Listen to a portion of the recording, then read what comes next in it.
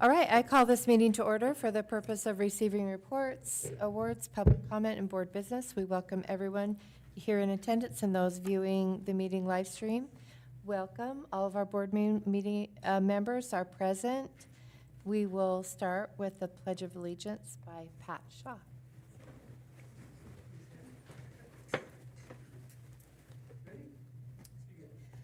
I pledge allegiance to the flag of the United States of America and to the republic for which it stands, one nation, under God, indivisible, with liberty and justice for all.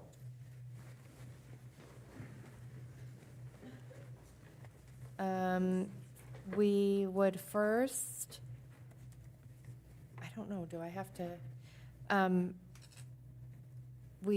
don't know, do I do a motion to approve the agenda? Okay.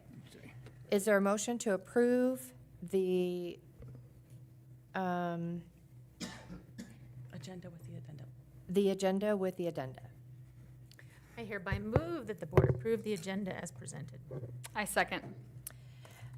All those in favor? Aye. Any opposed?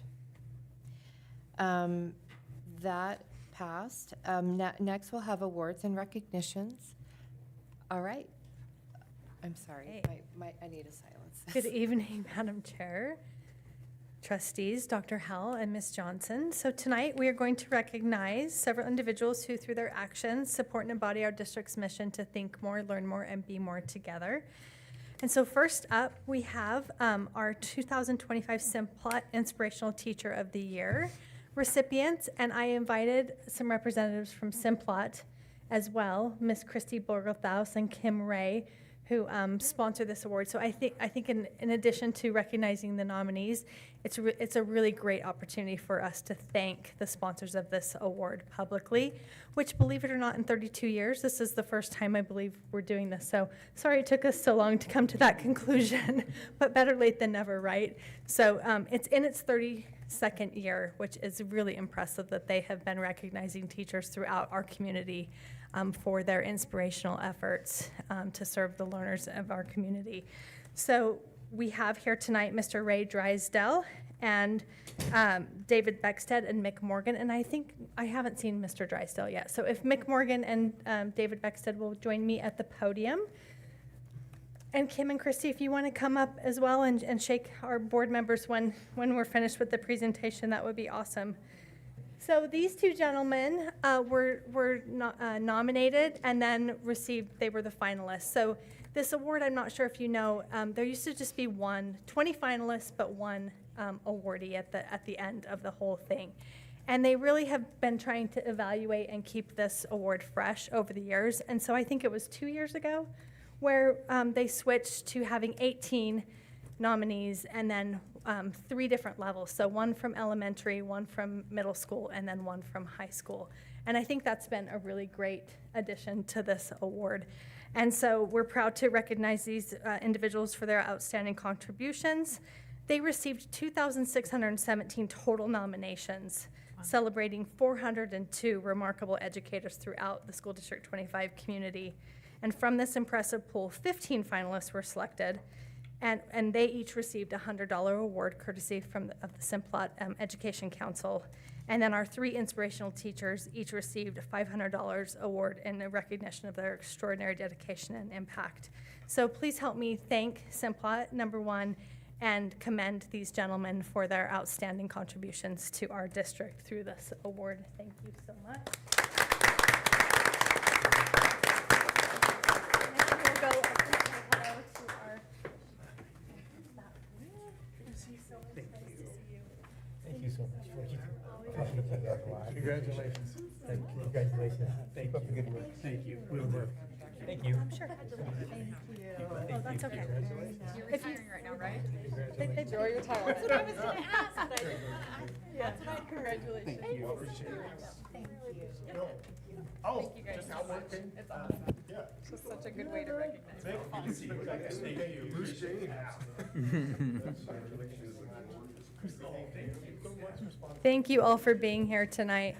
And in the future, we are going to just work this into our May. It will be a standing May recognition. So we're still in school right fresh after the award is given. So Okay, next up, one's a little surprise, but I don't know if you're all aware, but June is Idaho School Board Appreciation Month. And so we wanted to do just a small token of our appreciation for all of the volunteer service that each of you provide to this district through countless hours, lots of thought and work going on behind the scenes. In addition to your public responsibilities with graduation and all of that, we know that you put a lot of time into this elected but volunteer role. And so we wanted to thank you for your service. And we have just a little bit of something. Renee, do you want to help me with these really quick? So we have for Jim Facer.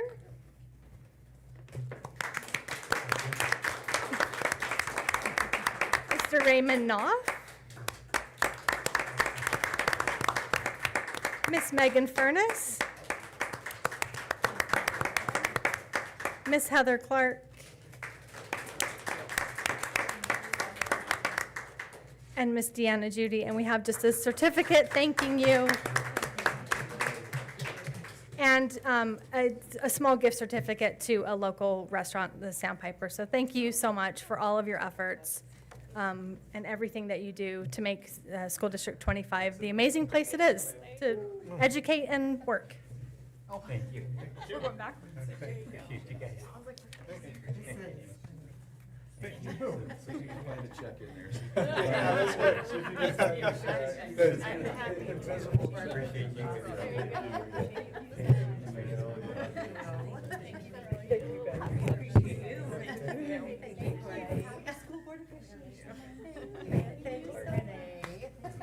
such a surprise. I saw it and I was like, huh. Thank you so much.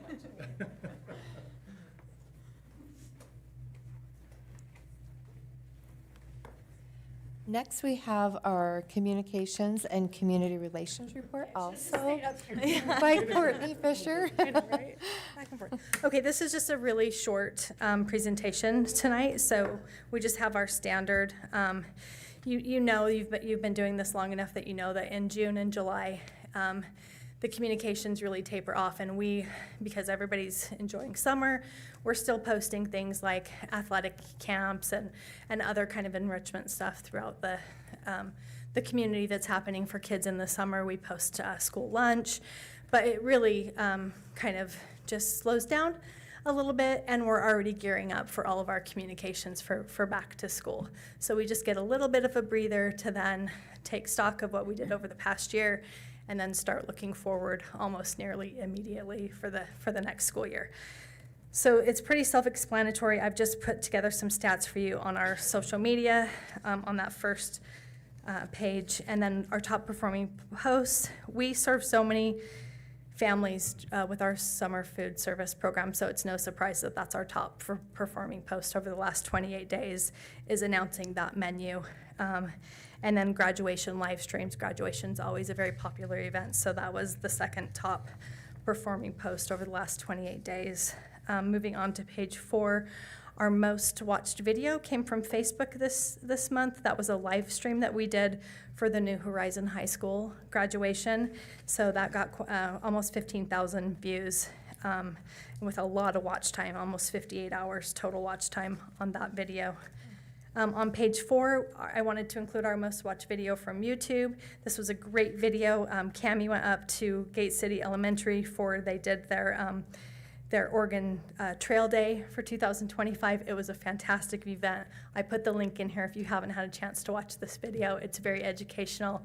Mrs. Smart from Gate City is just so passionate about this event, and Cammie did a really wonderful job putting this together. So we got 9 new subscribers, a total of 2,553 views, and over 13,000 minutes watched on YouTube last month. Just a couple other things, if you're paying attention to the Rebuilding Highland page, that's just se25.us/rebuilding Highland, super easy to access. We put up a really amazing, what's that called? Time-lapse video. And so we're uploading those videos on a weekly basis so that you can see that project process. in real time. So that's been a really fun thing for us to be able to do. It's a lot of information, but people who really want to dive in and see that project from start to finish. And then we'll start doing some collating of those videos and putting together some just sort of more compressed videos showing a longer amount of time, and build those out over time. So we can really keep our community along with us throughout this entire process. So, and then one other thing to point your attention to is next week I'll be hosting the Idaho Public School Relations Association annual conference here at PV Tech, so I'm really excited about that. It will be next Wednesday and Thursday from 8 until about 4. Would love to see you if you want to stop by and say hello. We'll be there and have lots of great speakers lined up, just talking about Idaho Public School communications for those 2 days. So I'm excited to be able to host that this year. That concludes my Can you report. send the agenda? I would love to send the agenda. Yeah. Yeah, absolutely. Okay, Thank you. thank you. Yeah, email it to all of us. Okay, thanks. Next on the agenda is Portneuf Medical Center Athletic Training Report, presented by Portneuf Medical Center. Brittany. Yeah. Just Britt. Britt. Yes. So we have Britt, and also tonight, Nate Carter, our CEO of Portneuf. And so Nate, you're welcome to step up too and take the. Yeah, Nate. All right. No, but we do express our gratitude for this partnership and their team taking care of our teams. So we're grateful to have them here and just share a little bit of the annual report of all that their certified athletic trainers do for our teams. So Britt and Jen. Yeah. Okay. Yep. So I'm Britt. I'm the director, and this is Jen. She's my clinical coordinator in the department. So a couple things I just wanted to highlight with our program. So over the past year, I really wanted to show you guys some noteworthy things that we've done. You guys received our report with our numbers of what we track, and also on there is some financial stuff or money that we've spent with our department just for School District 25. I'll go over those here in a minute, but we do have 5 of our 6 athletic trainers returning with us this next year. I think that's something really big to say. Our retention rate in our department's doing really well. And that just speaks to the support we have from the hospital, what we're able to do as a program that attracts a lot of athletic trainers to come and stay. That's one thing, me moving into the director's position last year, that was a big goal of mine, and that's what we've been able to achieve. So having consistency with athletic trainers does enhance our care with our athletes. One, because they get to form those relationships with the kids, which is big, so we're more trustworthy to them. They come to us, they let us know what's going on, they let us properly treat them so that they can, one, know how to take care of themselves for the rest of their lives, but also get the proper treatment they need at the time that they need it. Our athletic trainers at every school, I hear all the amazing things about. I've actually started a survey that went out to the coaches and the administrators so I could see as a director what was going on, where I can make changes, how I can make my program better. And I think I've already received 10 back for this past school year, and they've given me 5 stars on all my schools. So I think that's really huge. The feedback's been awesome. And so in my mind, I'm like, well, where can I go from here? And of course, I've got lots of ideas. But it helps to have a good team underneath me. One instance, we did have a concussion that happened at Century this year, and I just want to give a shout out to my 2 ATs there. They went above and beyond to get this athlete to districts and to state. It was like a 10-day period of getting them coordinated with all of their visits. They went in early, they stayed late, they got all of these extra special appointments done to ensure that this athlete was safe to participate in districts and safe to go to state. We don't see that happen very often, but with all of it, all of my physicians, all my physical therapists, my athletic trainers I work with, everyone was willing to step in and make that happen. And of course, for the athlete, like that was huge for them because, right, sports matter to them, and they live and die by their sport of whatever season they're in. Also, I implemented a new rehab exercise platform for all of our athletic trainers to use. It's digital, where they can create all of these exercises to them, send it to them. It comes with instructional videos on there. If they update it, the athlete gets an update. And it just gives our care more continuing consistency so that that athlete knows what they're able to do and what they can do for a long period of time. So that's huge. And of course they live on their phones, so it's easier that way. Easier for us, and it's something easy for us to track. I want to give a shout out to my Highland athletic trainers. They've adapted really well with the limited space that they've worked in. I went in and kind of redid their room, actually twice this past year, to give them more space and how to handle the load that they see. Sometimes they see 50 kids within 3 to 4 hours. So it's really heavy on them. Highland definitely is a little bit more demanding just because of the amount of kids. They just have a lot more than my other schools. But they also have to travel a little bit more to coordinate medical coverage just with the off-put of everything getting built facility-wise, and they do it really well. And then they host a lot more tournaments than my other schools. They're kind of my star hosting school with everything. So like they have extra volleyball tournaments, extra football, like the Rocky Mountain Rumble, baseball, softball, and so on. Our athletic trainers are prepared for all emergency scenarios. So we do carry like all of our oxygen, airway kits, AEDs. We have splints, vacuum splints. We carry epi, we carry albuterol. We have our spine boards. I think it just speaks that we are ready for any instance. And with that comes the crowd. We also take care of what goes on the crowd, which a lot of you guys probably heard with a lot of different instances over the past year. So like we did have a Highland AT that was the first responder to the Highland basketball coach that was hit, unfortunately, by that car before they were on their way to their away game. Our athletic trainer was actually the first on scene to that, able to coordinate care pretty quickly and communicate care to the EMS services and to the emergency department. Another one, we hosted state wrestling this year. We had a spectator up in the stands have seizures. We were there able to assist him right away and coordinate that care very quickly. And then last year, again, we had a spectator in the crowd at a football game where my athletic trainer was the first on scene. So with a lot of that, we're prepared with all that equipment. We're not there just for the kids day in and day out, but we're often the first there when it is at the event to help all of the spectators that are around. So new things coming this next year. We're actually going to have a sports medicine fellow starting in August.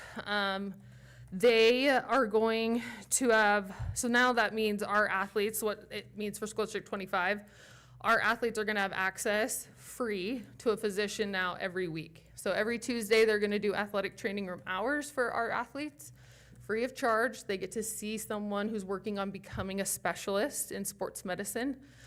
With a lot of athletes, that can mean a lot, where they can't have access to a specialty, right? Maybe just their primary care, but we need them to see someone that has more of a special background. And now they're able to do that, and then they can coordinate with us on how we should plan their care. So I think that's going to be a huge addition. They're going to be at some of our events, and they are going to be overseen by our medical director, Dr. Joseph. So everything gets still reported to Dr. Joseph. Everything's going to still be overseen by him.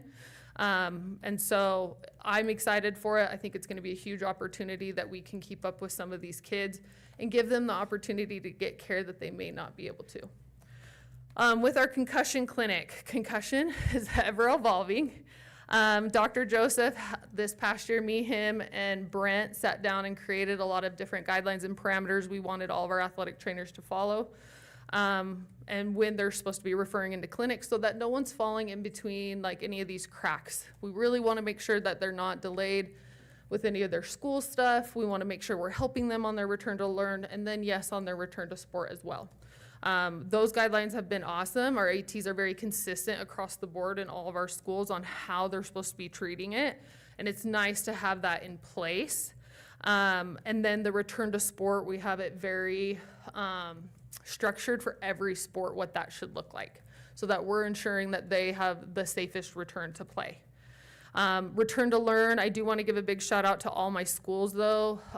By far, School District 25 is really great at all 3 high schools, and even some of the elementary kids we see in clinic on accommodating all that return to learn. They know to what we're writing out, they know how to follow it. If they have questions, they have our athletic trainers to reach out to make sure that the athlete doesn't fall far behind in school. that we can keep them at the pace that they can handle while they recover from their concussion. One big thing that we did for the schools this year that actually just got done is we updated all the EAPs. That's an emergency action plan for each school for all athletics. So I sent that to Tanya, all the ADs, everyone signed off on it. It looks good. All my medical directors did. The reason why that was really big is we wanted to make sure that coaches were on board. If they were at like an away game, if there was, say we were at an event and they were still having a practice somewhere that we couldn't be at, that they knew what to do, that they had a resource to reference to be like, okay, if this happens, what am I supposed to do? Who am I supposed to contact? And I'm getting them printed in just like a half sheet little spiral bound book for all of the hired coaches for each of the teams at each of the schools, so that we're all on the same page, because that's huge in making sure like emergencies are very smoothly handled whenever it comes, because it's going to come at some point, right? We just don't know when, we don't know where, we don't know how it's all going to happen, but we want to make sure that we're prepared. And so, yeah, each coach and then the administrators and coaches will have a review with their athletic trainer to make sure that they understand where the AED is. If they need to grab equipment for us, they know how to help us if there's just one person covering an event. All of our big events, though, we'll have both of our athletic trainers there to help out. So with that, she's going to go over some numbers. Okay, awesome. Thanks, Britt. Again, my name is Jen Jewell. This is my second year in the clinical coordinator position for the department, and I'll be starting my 6th year at Highland High School as an athletic trainer. Hopefully you all have a copy of the report that we sent to you in your agenda. So just going over that really quick. Again, at the top, we've got the total number of athletes. In total, almost 2,200 student athletes had access to an athletic trainer in the high school setting. Again, Highland has the most number of student athletes at the school. The total days on site is the next row down. Again, we averaged 219 days over 10 months. So again, this does not include summertime, so June and July isn't considered in this. Again, typically we work about 20 to 30 days over the summer, but again, we've got a larger community load that we're working typically. So again, we're not at the schools quite as often, but we are still available on call or for team camps and more as needed there. The number of games and contests worked. Again, this past school year, we covered 721 events. Again, all of the athletic trainers at each high school, they are required to travel with varsity football, but others sports, it's more of a as you can or if available. You'll see Pokey's the highest number there. Again, Pokey athletic trainers like to travel with some of their other sports like basketball, volleyball, soccer. Again, Highland's also up there. Again, we host a lot of tournament games, and with that comes long competition days. Your next group there is the number of contacts. Again, we provided over 12,000 contacts for the school year. Again, Pocatello High School is leading that category, again, with the extra travel, and they also had a couple of their teams go longer into the postseason. So again, that there's more games, more treatments for those athletes. Next group on there is the number of concussions. We treated 82 this school year. Again, we do our best to limit these concussions through helmet checks, and sometimes recommend practice modifications. You know, if there's a certain drill at football practice that we're like, hey, every time you do this, someone gets hurt. Again, we'll step in and put our recommendation to see if we can adjust it or change things. Again, we are doing a better thorough job at evaluating concussions with all the new guidelines from Dr. Joseph. So again, we're doing our best to make sure that we are actually diagnosing concussions and not diagnosing not concussions. So again, it's a very I don't know what to say, but it's very structured. We're trying to get better at it year by year, making sure we've got true positive concussions and we are ruling out the false negative ones. Next group on there is the number of medical referrals. Again, this kind of varies year to year. We're touching almost 500 referrals there. Again, as athletic trainers, we are part of the healthcare team. Again, so we work very closely with doctors, PTs. Again, we're the free healthcare provider that they can see, every day if they need to. But again, we do our best to work closely with those other providers. And again, we always call parents if we do think that their kid needs imaging, a second opinion, or again, if they need more advanced physical therapy or whatever. Again, we're the ones talking to the parents to hopefully get them pointed in the right direction. The discrepancy on there too, if you see like Pocatello is pretty under if you compare to the other schools. That's more of just my ATs tracking it properly. So I implemented a new system this year. Hopefully that's a little bit easier for them to track, because oftentimes they forget. And then when we go back and we ask for numbers, they're like, oh, we forgot. So I just wanted to point that out, that number definitely is higher, but we don't like to fluff any of those numbers. We just want to see what they are and what they know that their kids did. So just noting that. Next group on there is the number of surgical cases. Again, this is pretty variable year to year. It just depends on the severity of injuries that occur. Last section on there is the number of ambulance transports. Again, we always hope to see a very low number here. Both of these are actually not directly from high school sanctioned sporting events. They were from our other category. But again, we do count those because they were on, we were involved with the process there.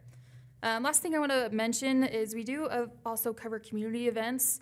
Again, the community events are considered any event that requires coverage beyond just the school's athletic trainers. So we do host like state wrestling, Highland hosts Bob Conley cross country, Pokey hosts Fleshman wrestling, and those are just a couple examples. The way we track those actually isn't in all of these numbers here that you see.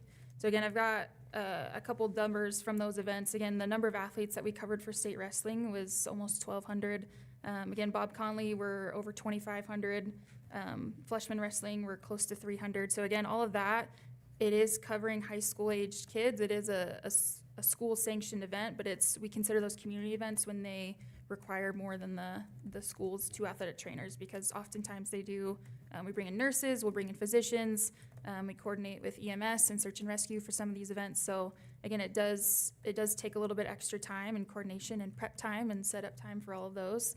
But again, those events are not in the numbers that you see here. What you see in front of you is just working out of the school with the 2 athletic trainers. So I think that's all I have. So lastly, I know last year when we presented, I had some questions about what we spend on our schools. So I wanted to provide some just brief numbers on there. Those numbers account for August of 2024 to May of 2025. After some time, I sent this and then I was like, well, actually, we really are there 12 months out of the year. We only consider summer the June and July, but if we're there 20 to 30 days already, we're there most of the time. I mean, we're serving our schools 12 months out of the year. And so they have that good rapport with their schools. So they're kind of on call. They're doing all the camps in the summer, and they're completing all the baseline concussion testing. So with that, with our athletic trainers, so salary and benefits, so this is for 6 athletic trainers, so this is the 2 at every school. Average monthly cost is around that $56,000. So for a year, well over $500,000. We have, of course, we're taken care of really well by Portneuf on that sense. Supplies, equipment, maintenance. So we have UTVs at every school now. That helps us. We're able to get to our athletes quicker with all the equipment that we need. That definitely means higher quality of care and level of care. So we're able to do all those things because of the support that we have from Portneuf. But on the supplies, equipment, maintenance, that's about $3,000 a month we spend. About over 10 months, again, that's about $32,000. And then utilities, this is our iPads. We actually carry iPads that have a network on them so that we're connected into our EMR system. So that's our medical record system, Epic. And then we also have our concussion program C3 on there. So we're able to run it wherever we're at, because it's not like we're at the school all the time. We're on fields half the time, right? Or more than half the time, I should say. So if we're gonna refer someone in, especially an emergency, we make sure that there's a note in there right away. So then when they get to the emergency department, they know what happened. They know what's going on. Our physicians we're way more connected with them now because we're on that. So just the spending on that, I think, is big with just our 6 ATs. So about $6,000 over the 10-month period. And you can kind of project that out, of course, for a 12-month cost. This past year, one of the big costs that we were able to do is get that 3rd UTV so that each school was able to have one. We spent about $17,000 on that. With the traveling, which you kind of got to see with some of the numbers, our athletic trainers can travel. Of course, Highland's too busy and they have a lot of home stuff to cover, but Pokey, they like to travel. And with that, they get the support from the hospital, so they do get reimbursement for like their mileage and a meal, just because it does take a lot of time out of their day and they're willing to do it. And we want to support them in any way that they're supporting the kids. So that's all I have. Do you guys have any questions? I know we kind of threw a lot at you this year, but I just really wanted to showcase what our department's been doing. No, I was just so surprised by these numbers. Thank you. Yes. Thank you for I just all like- that you do. I just like to say how much we appreciate those guys. I have a grandson that plays for pokey football Oh, and awesome. track. And they take so good care of him, and they always side on the side of caution. You know, they always take care of him just a little better, more than he probably needs to be, but I Yes. appreciate those guys. And Yes. they're good. I mean, what do I want to say, they're kind to them. They just, anyway, Jordan appreciates them a lot. Yeah, that's awesome to hear. And I love hearing comments like that. I get that a lot now being the director. Everyone gives me those comments, and it's a feel good being on this side of things now. So I appreciate that. So in addition to the in-kind donation, as you can see, the monetary value of these different things, supplies and equipment, Portneuf also has an arrangement with us, an agreement, and they provide another supplemental offering to each of the high school where their activity programs that support choir, band, soccer, all of the activities. And so we appreciate that donation as well. Yeah. Yes. Doug, could you have Patrick come up and get my computer? Yep, there you go. Thank you. Thank you. Thank you, And thank Portneuf, you for coming. so much. Yes. Next, we have public and written comment, but I don't have any. And then I would entertain a motion to approve the minutes. Is there, for April and May board meetings, is there a motion? I hereby move that the board approve the following minutes as presented. Is there a second? I'll Second. second. Any comments? All in favor? Aye. Aye. Any opposed? Next is, I would entertain a motion to approve the consent agenda. Is there a motion? I don't have that. Oh, it's at the bottom. Hereby move that the board approve the consent agenda as presented. It's got 4 things under it.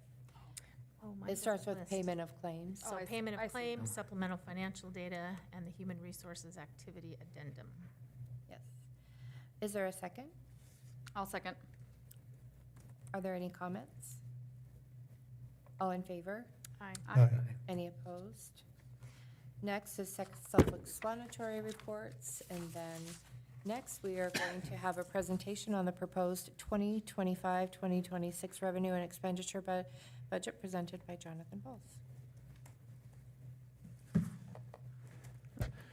Good evening, board members. Appreciate your time today, this evening.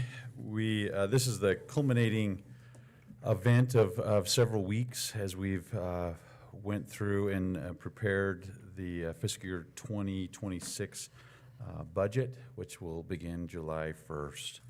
And again, this is, we have over 3,000 accounts. We took, and this is kind of a summary view. And even as we're talking, I should mention this has been published in the Idaho State Journal, starting, it was June 7th. And so again, we've been working on this. There's a few things I wanted to talk about before we even jumped in this, because again, this budget is just it's a tool. It's a very important tool to help us kind of guide where we're going. It also is important that it helps us absorb anything that comes from the national, the state, or even the local levels that we have to absorb. And 2 of those, I just wanted to briefly, really brief, and because we can dive into more details a little later. It was just last Thursday that we got some updated information on our insurance. And as we are somewhat of an insurance experts, unfortunately, we, as you remember, our agent is Morton and Company, Chad Ranstrom, and then we were insured through ICRIMP. Well, ICRIMP has they decided to not renew any of the schools, cities, and counties. We are one of 155 different individuals there. So that was an opportunity to kind of look and see what was out in the market. Morton and Company looked at over 20 different providers to craft the best plan for all of its members, again, us, including and the 155 others. And so, and they have done that, and the deductibles and the coverages have increased. Unfortunately, so has our premiums as well. And so that's, again, that's where this budget is, we'll make some amendments as we first start this in July. And I wanted to kind of share that with you just briefly, because it's fairly significant. Again, we budgeted for about a 7 to 8% increase, and because of everything, it actually ended up almost being 38% increase. Yeah. So approximately 362,000 more than what we paid last year. And so, again, I thought we had covered enough in the budget, per their recommendation, but it wasn't quite enough. So again, this budget, that's why we have carry forward. That's why we have savings to help absorb that a little bit.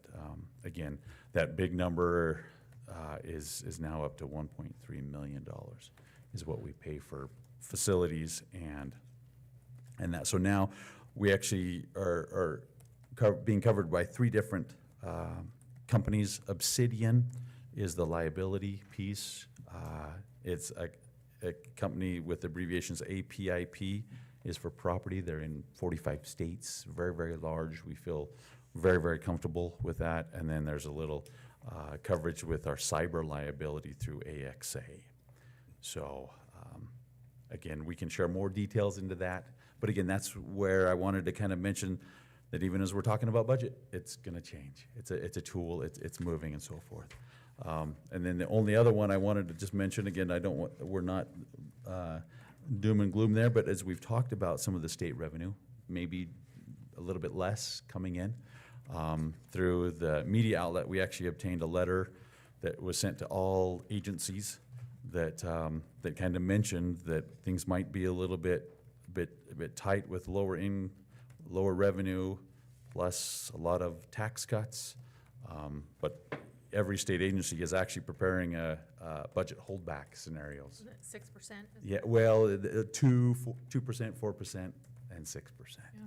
So, we've been through that before in 2010 and 2020. And so, again, that's where we, create this budget with your help and guidance to help kind of absorb some of those things that we just don't have control over. So let's dive in here. If you have that presentation, again, please stop me. We'll go fairly quickly. Again, this is a high level view of those 3,000 plus accounts. But if there's any dissection that you'd like in the future, we can definitely review that. Again, I put in this first slide. We're thankful for this money, the facilities money that has helped us kind of rebuild the Highland. Last year, it was a lot in revenue. Well, we've received that revenue now, and so now we're transferring it to the accounts. And so that's where this has kind of come in to play there, and you'll see that as it kind of plays out and kind of changes everything there. Again, just some big numbers there. Again, this was in the paper as well. We talk about the general fund is right at 120 million. All other funds, which are approximately 31 other funds, are right at 166 million. And so that's kind of where, as we break down, and we'll dive into that a little bit. Again, we're comparing this year, current fiscal year 25 to fiscal year 26, which will be next year. This first slide is essentially where does the money come from? And this is actually of everything from the general fund to capital projects. These are expenditures. Forgive me. That it's where Obviously, ESSER is now gone, and so that, we still left that on there to show that that's zero. Again, there's some that are coming from insurance from last year as well. And again, we'd received that revenue. And so that's kind of the first fund, I guess, breakdown.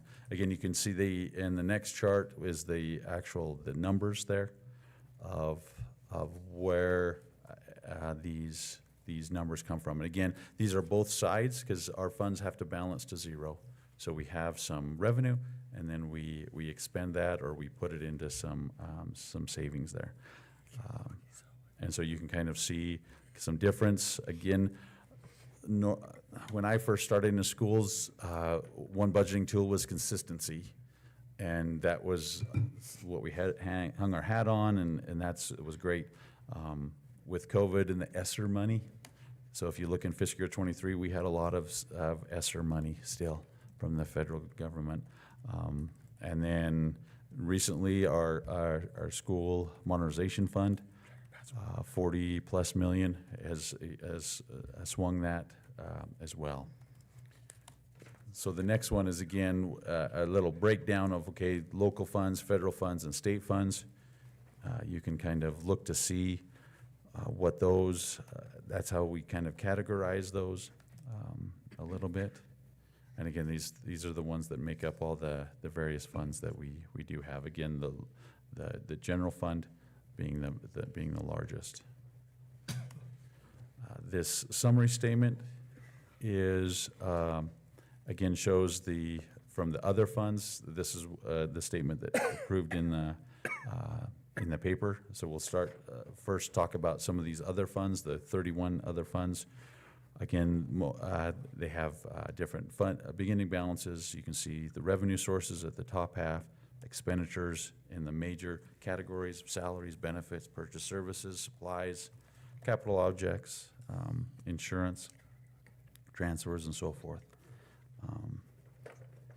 And so those are kind of some little, that's where we got the 166 million there that we're proposing going forward.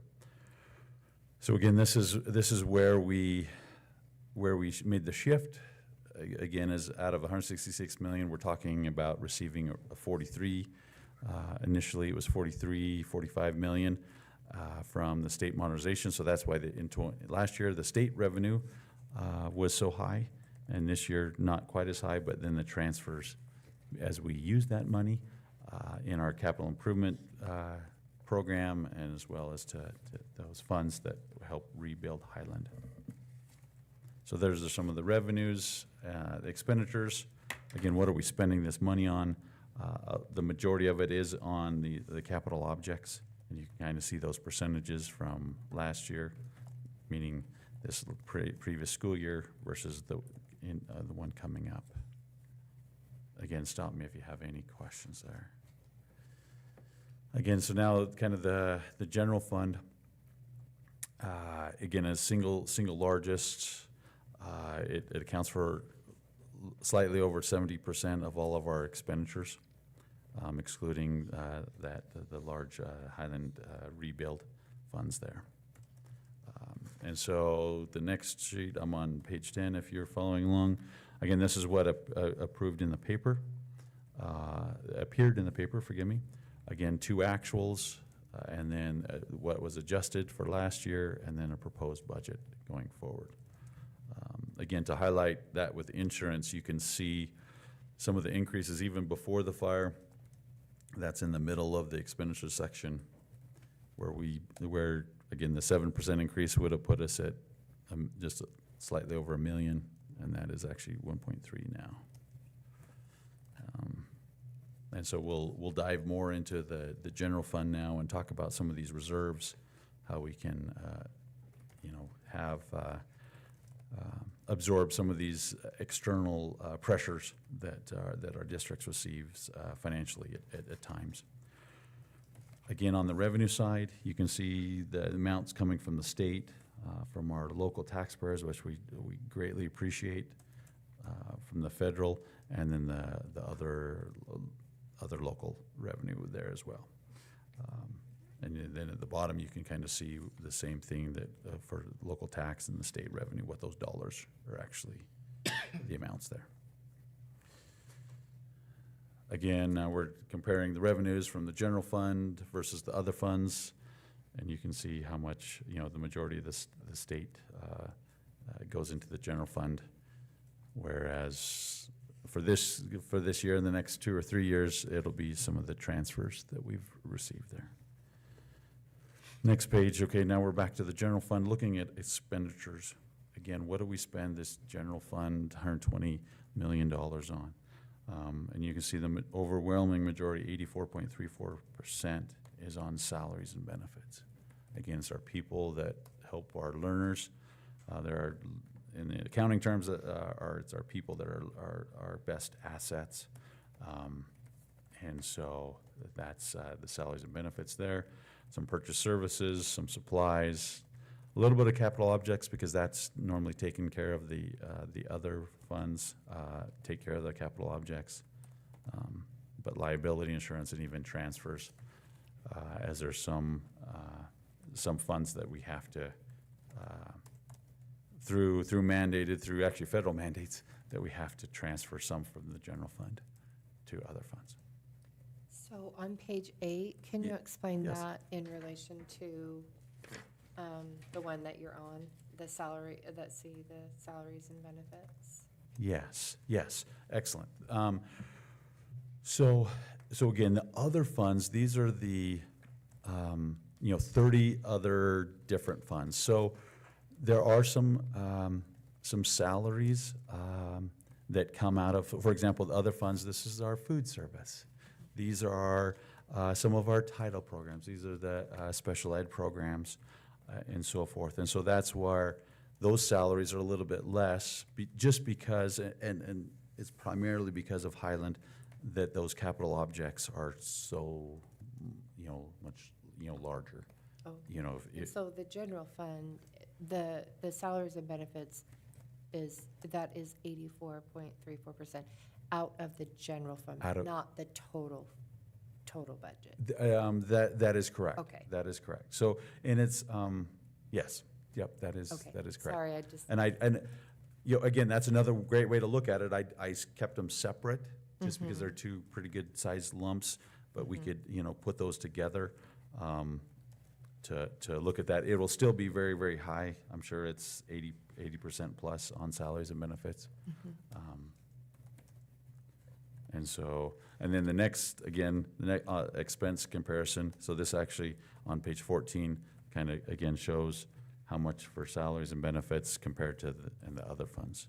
Again, our Highland rebuild is again skewing those just a little bit as that gets built, and then it will just go down to a smaller amount that we use in the capital improvement plan.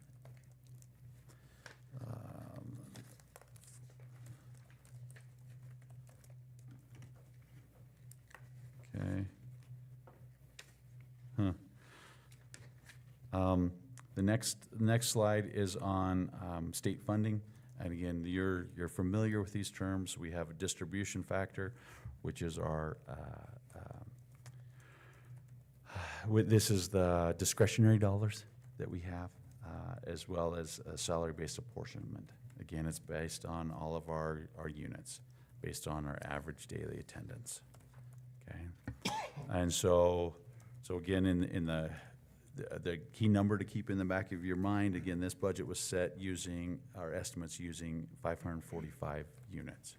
That's approximately 3 units lower, and so we're just, because we know we graduated more seniors and juniors than we brought in as kindergarten, so we're anticipating a small decrease. We hope that it stays small, but we'll know, probably by September where that number will be.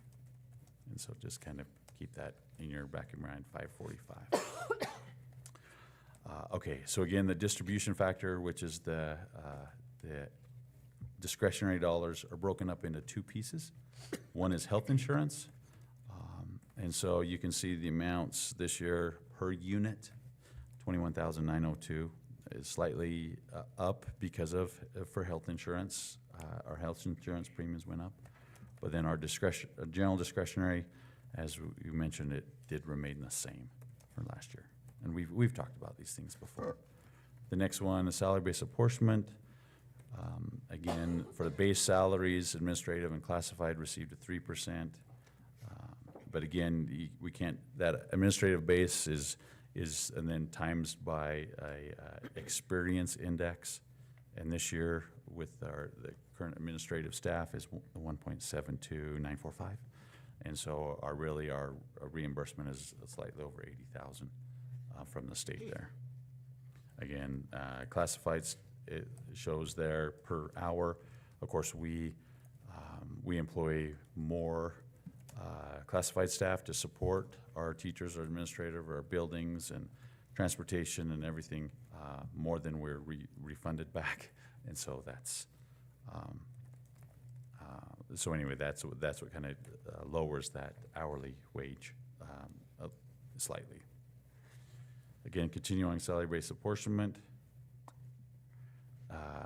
Again, you can see our average salary that we expect to be reimbursed for instructional is around slightly over 65,000, and our pupil services, which are our counselors, psychs, and so forth, is slightly under 65,000, 64,959. Again, the big thing that came this year is that the base salaries, they do include the 6,359, and though that through interpretation for fiscal year 26, that is included in our minimum teacher salary. And we talked about that through negotiations and so forth. And so the minimum salary for our district rose quite substantially. And so, but again, overall we are much higher than what the state allocates, and that's again thankful to our supplemental levy that helps hire and retain excellent educators there.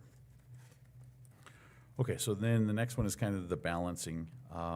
Again, current revenues, the requested expenditures there. Again, we call upon our beginning fund balance.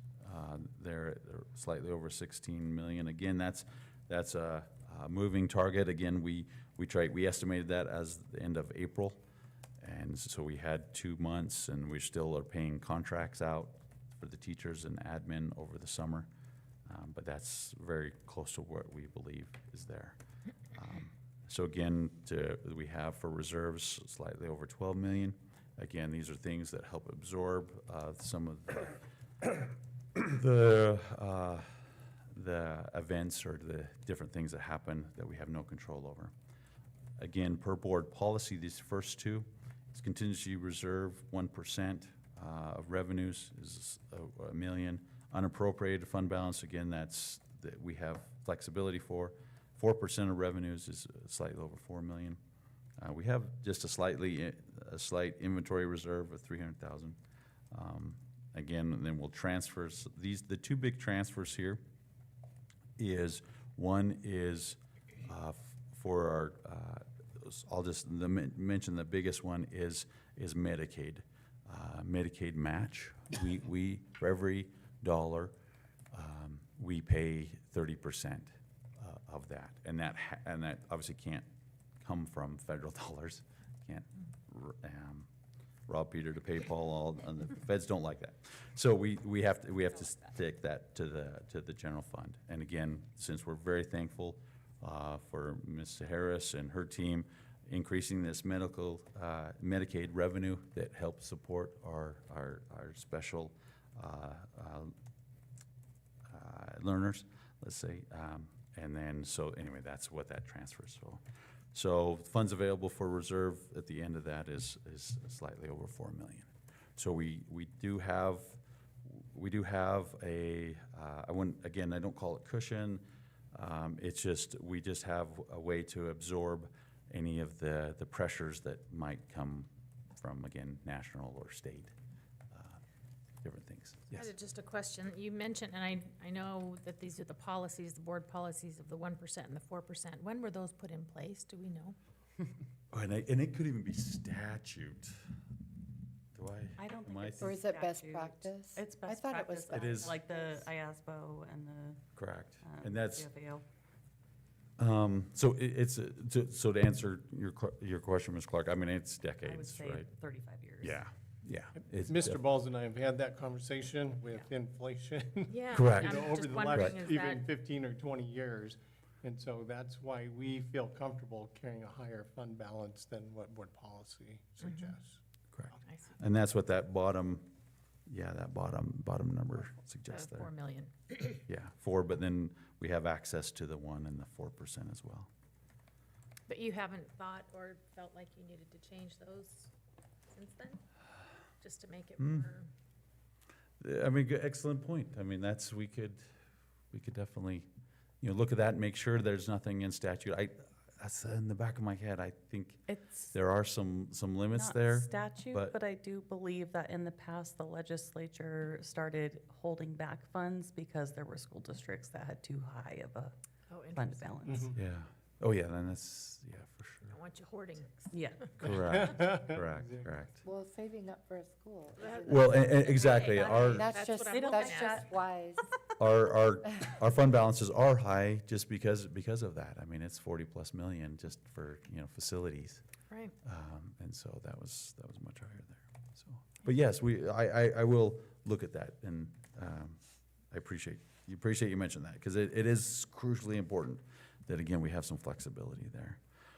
Again, some more balancing. So we did receive a slight decrease in life insurance. That's not a very big benefit, or expensive benefit, so it only saved us about $5,700. But we did receive that 8.69 on, for our state medical plan. And so that did increase the general fund by 1.3 million, and it was partially offset by that, the increase in that health insurance discretionary or distribution factor, as we talked about before. But again, we still cover good 300,000-400,000 from our levy, from other funds, to be able to offer this benefit to our people as well. Again, I almost was thinking of taking this off because I've heard rumors. Again, this is when I first started, you had to pay 1.26% of all salary to Percy for retirement sick leave. Again, this is our people. They get to use half of their retirement sick leave for insurance purposes only, to buy insurance, essentially. But there was such a large amount in that pot that we've had a holiday. I mean, that's how they started. It was a holiday. And I've heard that there's enough there that I don't know if we'll ever return to that. But again, is definitely a savings for the general fund of almost $1 million there. The next one, again, back on the reserves, your 1%, the 4%, some inventory. And again, the appropriated fund basket can help set off any reductions of federal or state. But as always, as you know, that the supplemental levy is crucial to balance that, and that's what this last slide is. Very, very important that I wanted to kind of share there. Again, we're looking at our coming school year and the last 3 previous years. You can see in 22-23, the school board looked at our balance and said, okay, we could reduce the supplemental levy slightly, but then we it actually reduced it from 9.25. If you remember, it was there, that range for several years, and then reduced it and then kind of settled in the middle there at 8.25 the last 3 years. Again, you can see the tort, the plant facility levy. So total levies is right around 15.5 million. Then you can look to see, this is the money we get straight from the state. It's called the School District Facilities Fund, but it has to be used for levies and bonds first, so we never get to use that, but we're thankful to pass this along to our taxpayers. And so you can see that amount levied going down every year there. Again, property values, they've kind of they have increased, and even we got notice that they'll increase again.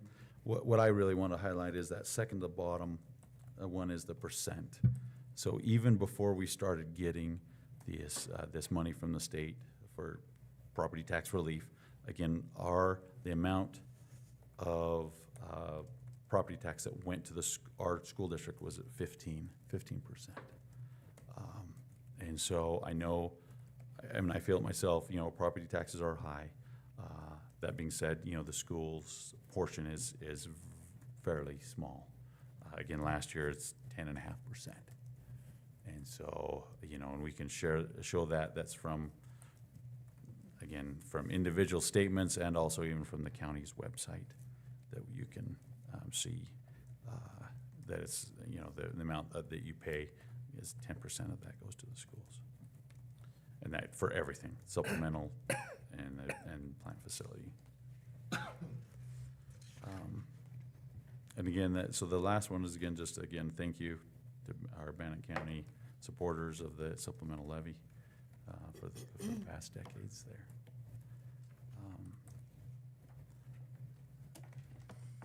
Are there any other questions before we convene a public hearing? Okay, I will now recess the regular board meeting and convene a public hearing. Is there any public comment in regards to the proposed revenue expenditure and budget? Hearing none, we will now reconvene our regular board meeting because they would have signed up. Correct, yes. That's why Yep, I yep, said I'm that so familiar. fast. Yep. Just- I would ask if there is a motion to adopt the revenue and expenditure budget as presented. I hereby move that the board adopt the 25-26 revenue and expenditure budgets, certify the levies, and authorize appropriation for the 25-26 school year per the attached resolution, as if read into the minutes. Is I'll there a- second. Any discussion? All those in favor? Aye. Any opposed? This motion passed. Thank you, Jonathan. Thank you.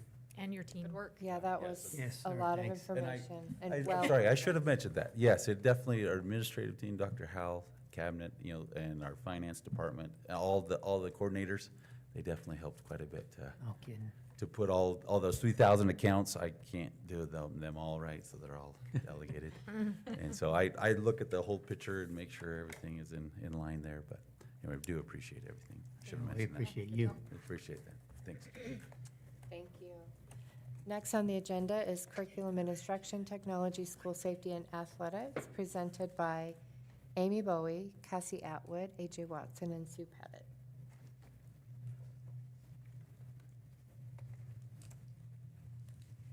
Good evening. I told those two unless I start swimming that if they didn't want to, they're good. Swimming, 'Cause- you're in the 100 Yeah, freestyle right now, you got this. Style. Yeah. I'm right in my element with data, so I love it. Excuse my water bottle, I've got the summer something in my throat, so if I sound froggy. What we have here for you in your packet is the preliminary data for this past school year, particularly the spring ISAT testing. Just a reminder, as you know, this is preliminary data, oftentimes called all-student data.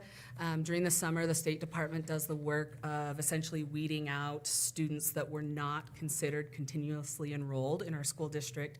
So the numbers will look a little bit different. We usually get that data on a good year, sometime towards the end of July. We use that when available. We use that continuously enrolled data as it's just more accurate to build our BLT folders, our data folders that go out to schools that help to inform decision-making amongst the schools and inform instruction, and then even further down at the micro level into PLC teams, into our professional learning communities to inform that instruction. But for right now, this is just preliminary data, and we should have the continuously enrolled data hopefully pretty soon. An additional reminder of what this data doesn't show is it doesn't really show student growth very well. Previous to any of my time in this role, the state's formula for measuring growth on ISAT was a little complicated and hard to understand. What we're super excited about is the state is supposed to be releasing, starting this fall, a new growth metrics for districts, schools, teachers, and even students to be able to use to more easily identify growth from ISAT to ISAT year for eligible years. I'm especially in love with the name that they use in tertiles, actually rooted in mathematics. So it's going to take your level 1, 2, 3, and 4 learner and break it into tertiles, and will it be able to track movement and what is and isn't considered growth. And so that's super exciting in helping learners be that visible learner, right, and able to track growth. So we have some plans for how we really want to implement that when that kicks off in this coming year, but we're still waiting for all of the state's direction on there. So there in your packet is that preliminary data. Do you have any questions about any of that data that I can help with? Easy peasy. We're just waiting for the hard, done, ready data. And it will fluctuate a little bit. It's not anything by leaps and bounds. It'll still look pretty similar, but there will definitely be some fluctuations when students that aren't considered continuously enrolled are calculated in that. Thank I you. stunned them into silence. And Just a what lot do you of mean data. by not continuously enrolled? So the state has a metrics, essentially, if I'm remembering the exact, well, I won't even try to remember the exact date this year, but if a student moves into our district on or after the 56th calendar day of the school year, they will take their ISATs with us, but they will not be counted as continuously enrolled, essentially equaling the amount of time that they're in our district that we're accountable for a bulk of their learning. And there's a similar end date in which they could unenroll in the spring and move to a different district that they would need to be tested or not to be tested. So essentially what will happen is we'll get data that really shows the students that were with us for the majority of the school year. The state has their special metrics and uses our IC uploads and all of that to be able to determine that. Usually it's about mid to end July that we get that. Sometimes it's been a little bit late and that gives us a little crunch, but we still get it done. Thank you. Absolutely. I think we're also up next for the next one. I have one quick question for you. Yeah. I feel like in the past, this might have happened, so clarify for me, but taking like the data on their ELA test or whatever it is, did you guys show us charts before on how they progressed throughout the years? And we had to like diagonally? Yes, through it? and so this year we only included 24 and 25. In last school year, the 2024 testing year, they changed the blueprint to the shortened blueprint. And while they said it was pretty well aligned, it wasn't super accurate to be able to compare the data from the previous year from what they called the long blueprint. So it's been a little tricky to get good longitudinal data. We're hoping, it hasn't been announced yet, but we're hoping next year will also be the shortened blueprint, which will give us 3 solid years to hopefully be able to better measure. One year to the next could be just a fluke fluctuation. 3 solid years, we're hoping to be able to compare same test to same test to same test.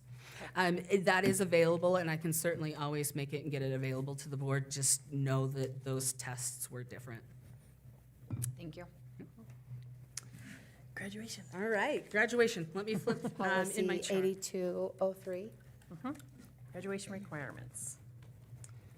So included in the packet is the graduation requirement. It's being brought to the board. And I think there's only been one addition since the first reading, and it's a pretty minimal addition on the health requirement. Previously, students needed to take health to satisfy that requirement.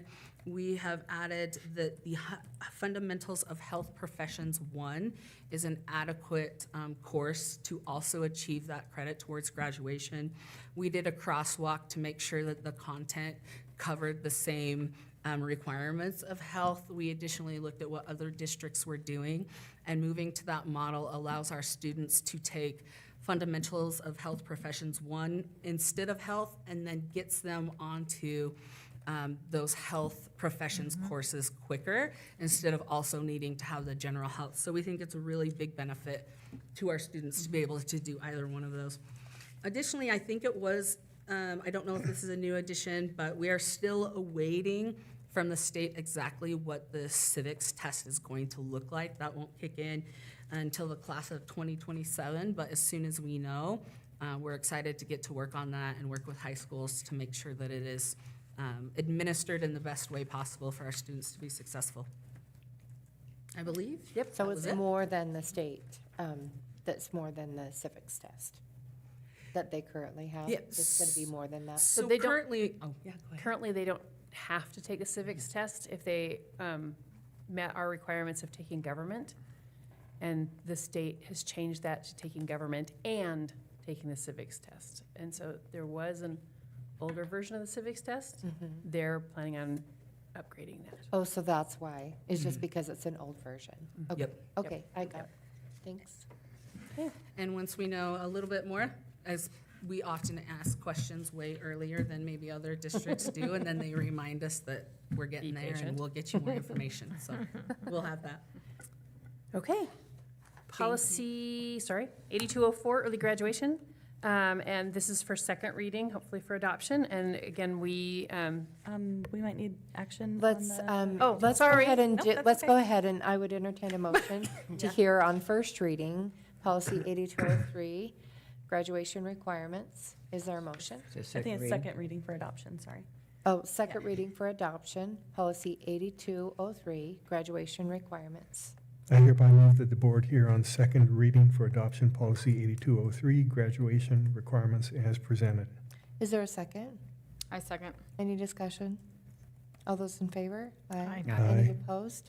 The motion passed. So the next policy is 8204. early graduation.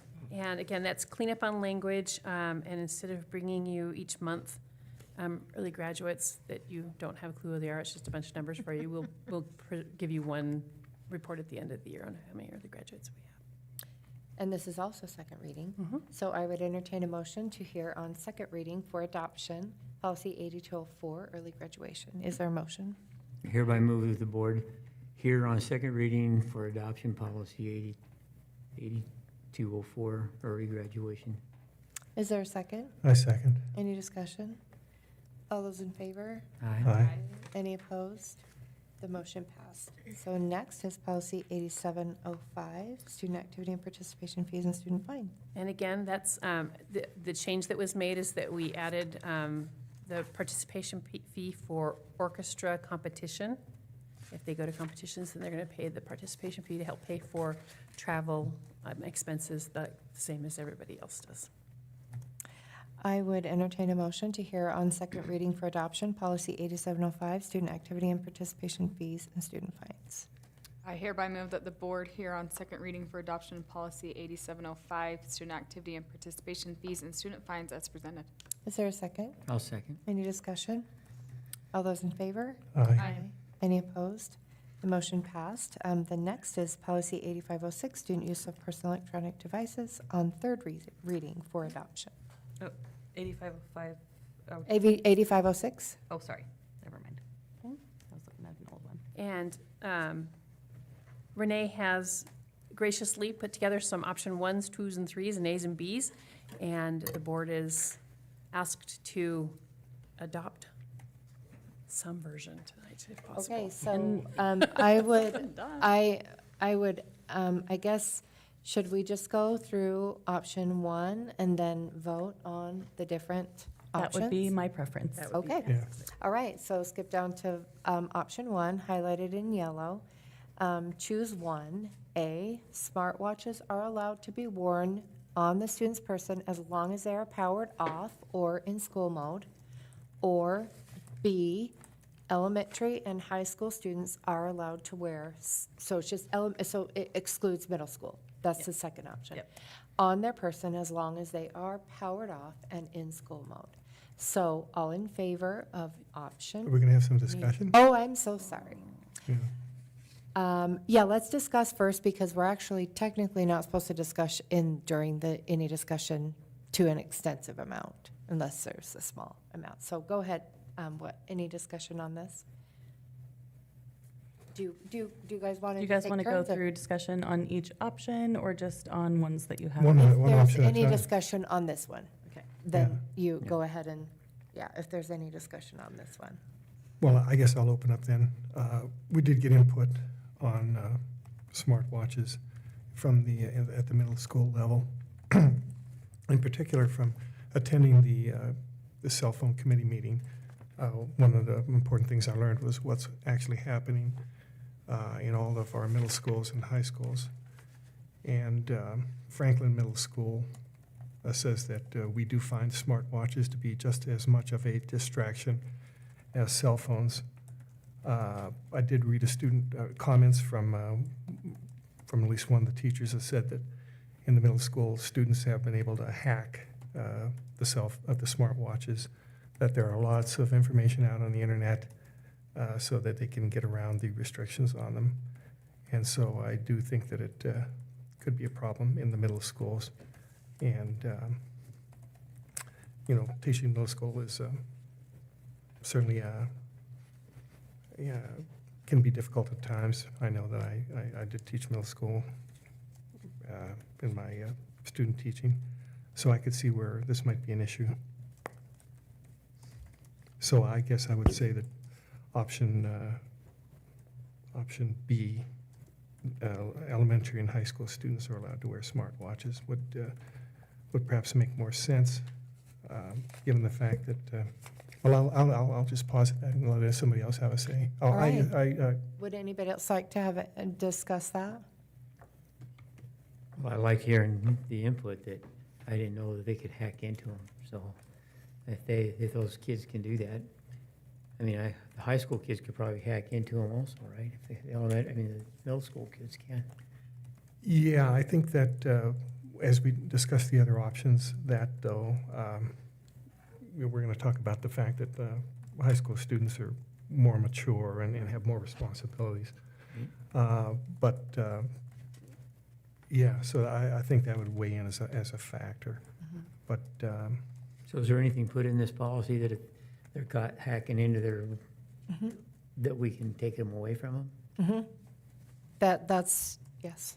Because like They go, that just goes like to their the phones. student, that goes to the discipline matrix. Okay. And if they're misusing anything, being distracted by anything, it can be taken away. It doesn't matter what it is. Okay. It could be a pencil. It's taken away if they're distracted by it.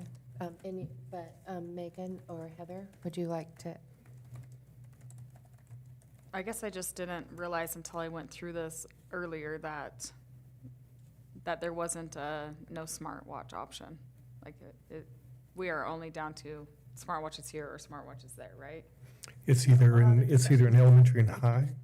A lot of discussion that led to those two options. Yeah. You can modify.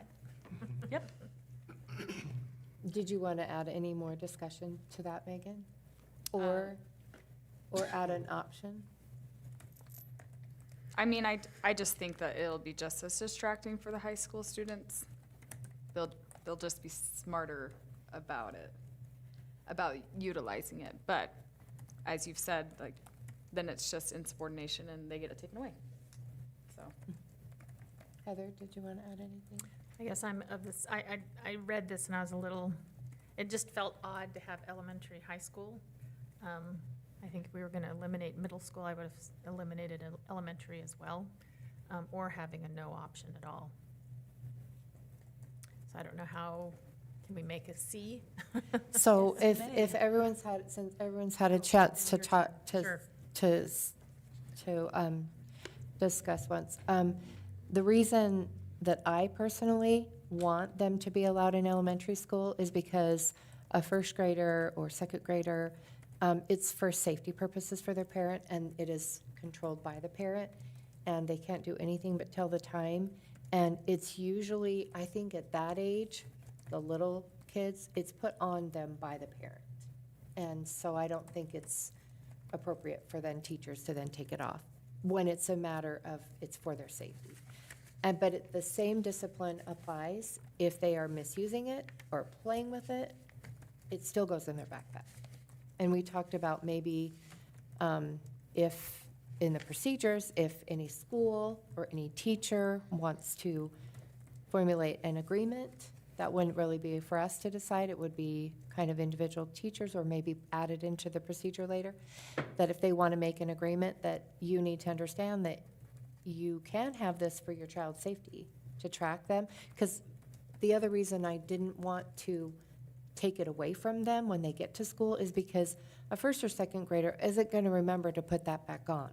And they're not responsible enough. I feel like at middle school, if their parents want to track them on the way home and all of that, they're old enough that the parents can instruct them. I understand that the rule is you have it in your backpack during class, but after school, please put it back on so I know where you are.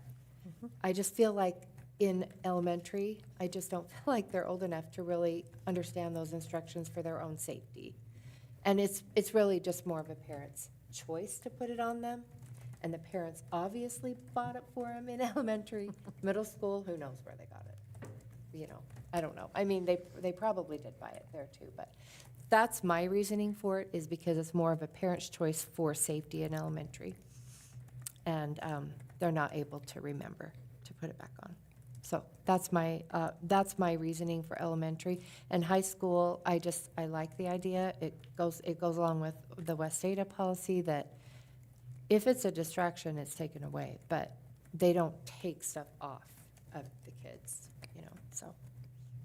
So, Madam Chair, can I have a second round here Oh, briefly? Yeah, I just wanted to piggyback on that. I didn't want to take up too much time at the start.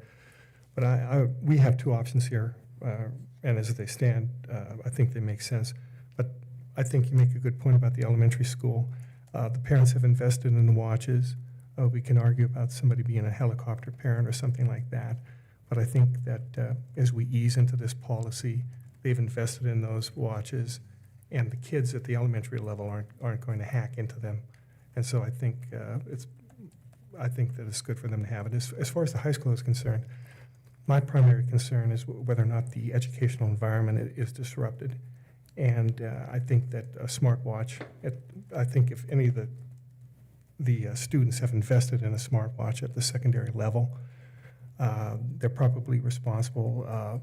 If it's going to be any distraction, it would be to them personally, but not to other people. I think they're probably some of the more responsible people. So I just think, I did see comments about middle school.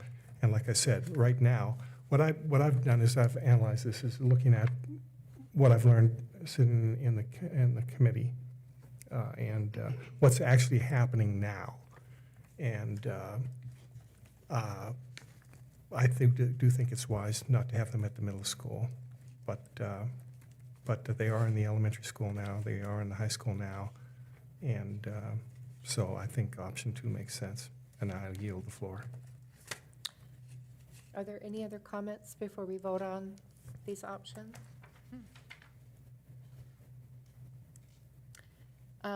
So I guess we'll go option 1, A, or option, I guess we'll go option A or option B. Yeah, she's entertaining a motion on option 1A or B. So I would entertain a motion to approve, I would entertain a motion to approve option 1A. Is there a motion? I would say A or B, that way whoever makes the motion can put it Oh, up okay. for vote. So is there a motion for either A or either? Yeah, I would make a motion that we adopt option 1B. Elementary and high school students are allowed to wear smartwatches on their person as long as they are powered off or in school mode. Is there a second on option 1B? I'll second. Okay. All in favor for option 1B? Aye. Aye. Any opposed? That was easy. Abstain? Oh, I didn't hear. Because I haven't. Oh, any opposed? I'm sorry, any opposed? Not opposed, I'll agree. Okay. Option 2, there is an A and a B. One is only in the lunch period. This is specifically for high school students, because in elementary and middle school, I think we've all agreed that it's not allowed any time, other than if they go to the office, they have permission, that kind of thing. If they have permission, they have permission to get a hold of their parent, which would, I guess, that goes into a different option. Okay. So option I move, 2A, is there a motion for either option I move that 2A we- or 2B? make a motion that we accept 2A. Is there a second for option 2A? Are we going to have some, discussion? Oh, yeah, if there's any discussion, let's go ahead and have that first. yeah, I'd like to have some discussion. Okay. Does anybody else want to go first, since I went first last time? No, you're good. Okay. Well, I like option B for the passing time as well as the lunch period. Again, that's basically what's happening now. We've heard a lot from the principals. They've said that they're achieving good success with the policy they have in place right now, and they really weren't interested in doing anything more restrictive. For example, Principal Cheryl Brockett from Century High School said, the concern of our administrative staff at the high school level is our ability to monitor and enforce cell phone use during passing time.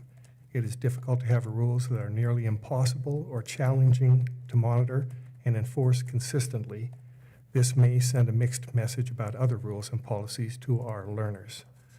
And from Heidi Graham, principal at Pocatello, she said, Pocatello High School has maintained a more conservative approach to student cell phone use over the past 2 academic years. This policy has yielded overwhelmingly positive results for both students and staff. However, I do have concerns regarding the proposed restriction that prohibits high school students from accessing their phones between class periods. Given the large student population and the limited number of staff available to supervise, enforcing this policy consistently and fairly may prove to be a significant challenge. Furthermore, this restriction could lead to unnecessary conflict between students and staff during passing periods, times typically reserved for brief check-ins and personal matters. And then, of course, from Principal Bradley Wallace at Highland High School, he said that he has major concerns. He is in agreement with limiting classroom distractions during instructional time. It's essential for learning. We currently have a procedure in place at Highland where teachers limit these distractions, having students hand in their phones to a designated location. I know Pokey and Century are doing something similar at the high school level. I am concerned about a more intensive policy as the one proposed. And he said, first of all, we have students with adult responsibilities like working, taking care of family, and other demands who need access to their phones throughout the day. And he said also enforcement of such a policy will be extremely difficult, especially when you throw in smartwatches and earbuds. I think a proactive campaign similar to the attendance campaign, educating parents about limiting cell phone use and other screen time, would be highly beneficial. So once again, looking at what people are doing currently, at the high school level, they seem to be very, very satisfied with what's happening and don't want anything more restrictive, and feel that it would, they can't really enforce it, and it would set a bad example.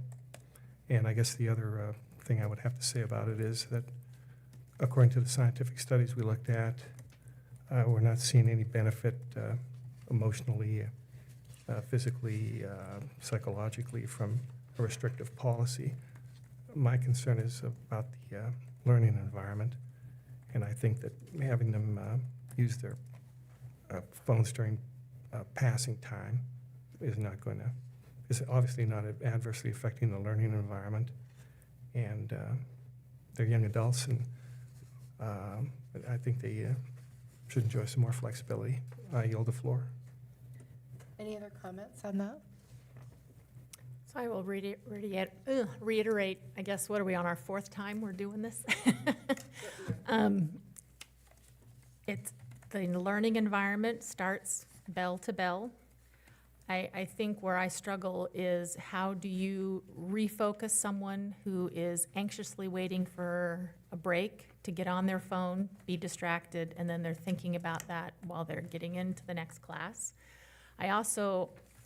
I personally, as I was thinking about the logistics of this, I think the monitoring of it would become that much more difficult because now you have kids that have turned on their phones in the hall and they're going into class, and how many of them are actually going to turn them back off? So I think actually the monitoring of that process exponentially becomes a problem versus it's off their person, off in their bag, in their car, not even on their person until lunchtime when they can do whatever. They can talk to their boss, they can talk to their spouse, they can talk to their parents.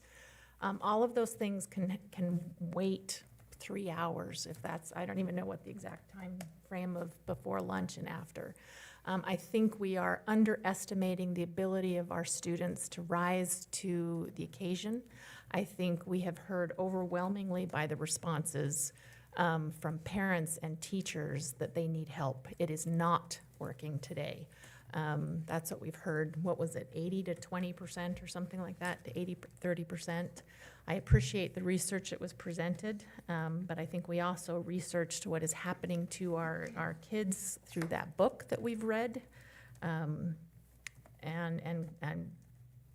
it's echoing throughout. I know there's book clubs that are studying that book. There is an epidemic problem going on, and we have the ability here to make a difference and make a real difference and not just a token Band-Aid.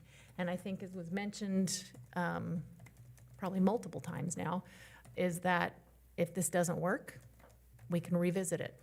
But I think with a clear communication plan that we know would be very well done, and the sooner we get this decided, hopefully today, they can hit the ground running and talk to parents and teachers and students. And I think we will be, as I've seen and heard from other school districts, we will be actually very pleasantly surprised at how well this can and could go. And I yield. Any other comments on this?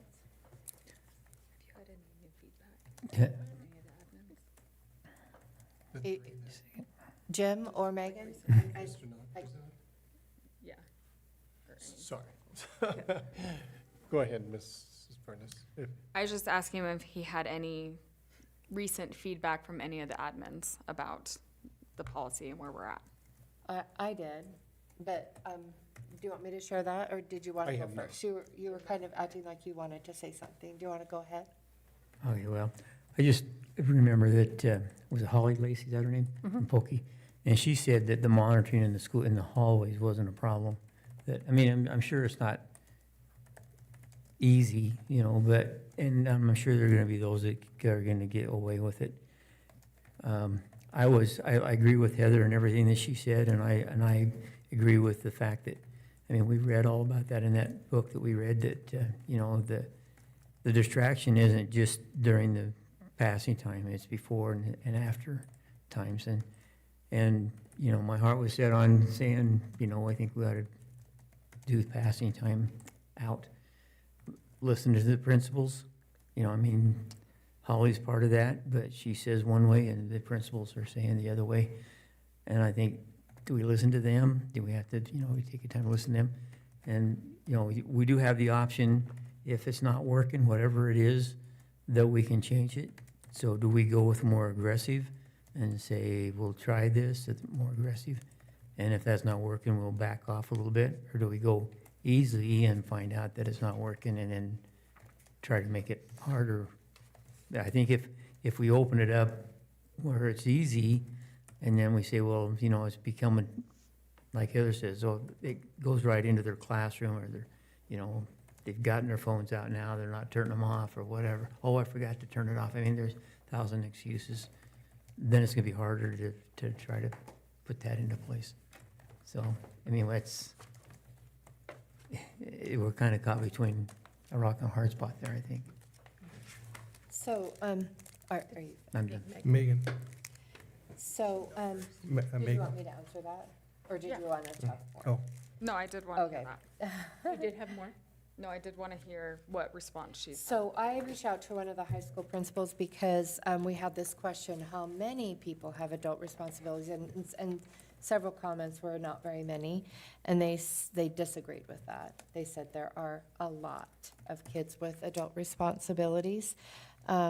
Also, I guess what I wanted to say first is when I read through all 100 pages of the comments, I found a lot of recurring themes, and most parents did want to be able to get a hold of their child and have them be able to have their phone in case of an emergency. But most parents did not want the distraction during class. But they did want to be able to have access throughout the school day. So to me, that kind of goes along with in between classes. And then the second thing is the one that, the part of the research that was most impressive to me was the Lancet. And that's because it's a longitudinal study, and it was over years. And those are the types of studies that are the most reliable. And it was very much, it very much said that these, because they had a lot of these policies over a long period of time in many different countries, and that isn't what helped. It was more of a holistic approach, but that did not help them in any way. And I like what Brad said in his letter that Ray just referred to, more of an education approach where the parents are being educated, because it might come as news to some parents of middle school and high school kids that the kids shouldn't have them at night. They should absolutely be taken. Maybe a lot of parents don't know that, but I think an education campaign would be really important. But the last thing is that when, I'm going to go back to my first point, I reached out to one of the principals to ask about the adult responsibilities, and they said, absolutely, many kids do. And this person said that all 3 high school principals were in absolute agreement that it should not be include passing period, that both the outgoing and the incoming Pocatello High School principal, both of them were in agreement. They were all 3 in agreement that it should not be between passing period, and they all like the idea of, and it doesn't exclude teachers from being able to do this, of having a teacher be able to require that they turn the phone into a caddy. The teachers can still do that in their own classrooms, and they can do that at the schools. We're not excluding them from being able to do that. I know as a teacher that is exactly what I would do because I don't like the sneaky. I don't like any repeated reminding, and all 3 of them are also in agreement with that. And it doesn't exclude them from doing that. So I like the idea that, some of these kids are 18 years old and they need to start to learn to use cell phones in a responsible manner. And I believe that it is responsible to wait until you're out of class to respond to a text. And I would also say that in one of the Pew Research articles that we have referenced before, most parents are in agreement that they don't want the distraction in class, but most parents are not in agreement with the most, drastic policy. And one of the research articles talked about how it actually gave children more anxiety to not be able to have access to their phone, to be able to respond to someone or make sure that things are okay with home or their job, or just have that touch point, throughout the day, but not during class, but just be able to have that throughout the day. So I am in agreement with all 4 high school principals, the outgoing and incoming Pokey principal, and the other 2 principals, that it should be, the distraction should be limited in class, but not between classes. That's it.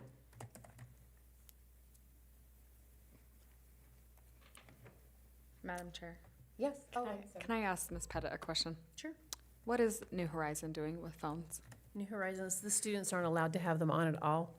And depending on who it is, they have a number of kids that just turn them into the office at the beginning of the day. Okay, so they're not affected by this at all. And that's really late in me asking that, but It's okay. it just dawned on me when she said 4 high schools, and I was like, right? Yeah, theirs is even more. I just meant 4 high school principals, the outgoing yeah. and the incoming. Yeah. So that's what I meant by that. But New Horizons is even more restrictive than what we have, yes. How much time from the first bell to lunch? What is the typical morning period? 8:30 to 12:30, So 3.5, 4 hours. 4 hours. So that's what we're asking, or at least what I'm suggesting is they can go 4 hours without access to their phone, without the disruption, or, okay. One thing, I'm sorry, I forgot to add, as long as nobody else has anything. Did Megan have any comments to make? Yeah. Go ahead. One of my biggest concerns is I've heard from so many parents that all of the coaches like to message the kids every day about practice. And that's kind of mind-boggling to me. I feel like you set up practice at the beginning of the season and everyone just knows this is when.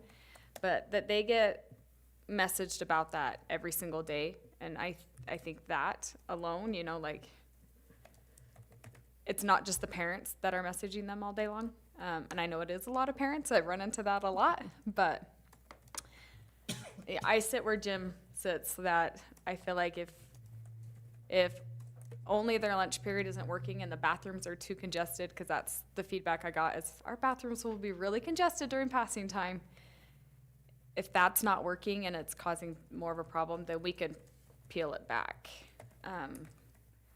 But if we do passing time and lunch period and they say we're still having a lot of problem with phones at the beginning of class, and yeah, that's my concern, is that we could be giving them more of a headache by doing the passing time and lunch period, because then the teachers are still adding in that other monitoring process, whereas if they're supposed to be out of sight, put away all the time, then it's just expected that that's how it continues to be. Any other discussion before we vote? Well, I guess I'll take a second round here. I do think that everybody has agreed that a more holistic approach is what's really effective. That's what the research says, and I think that our education campaign would really help a lot.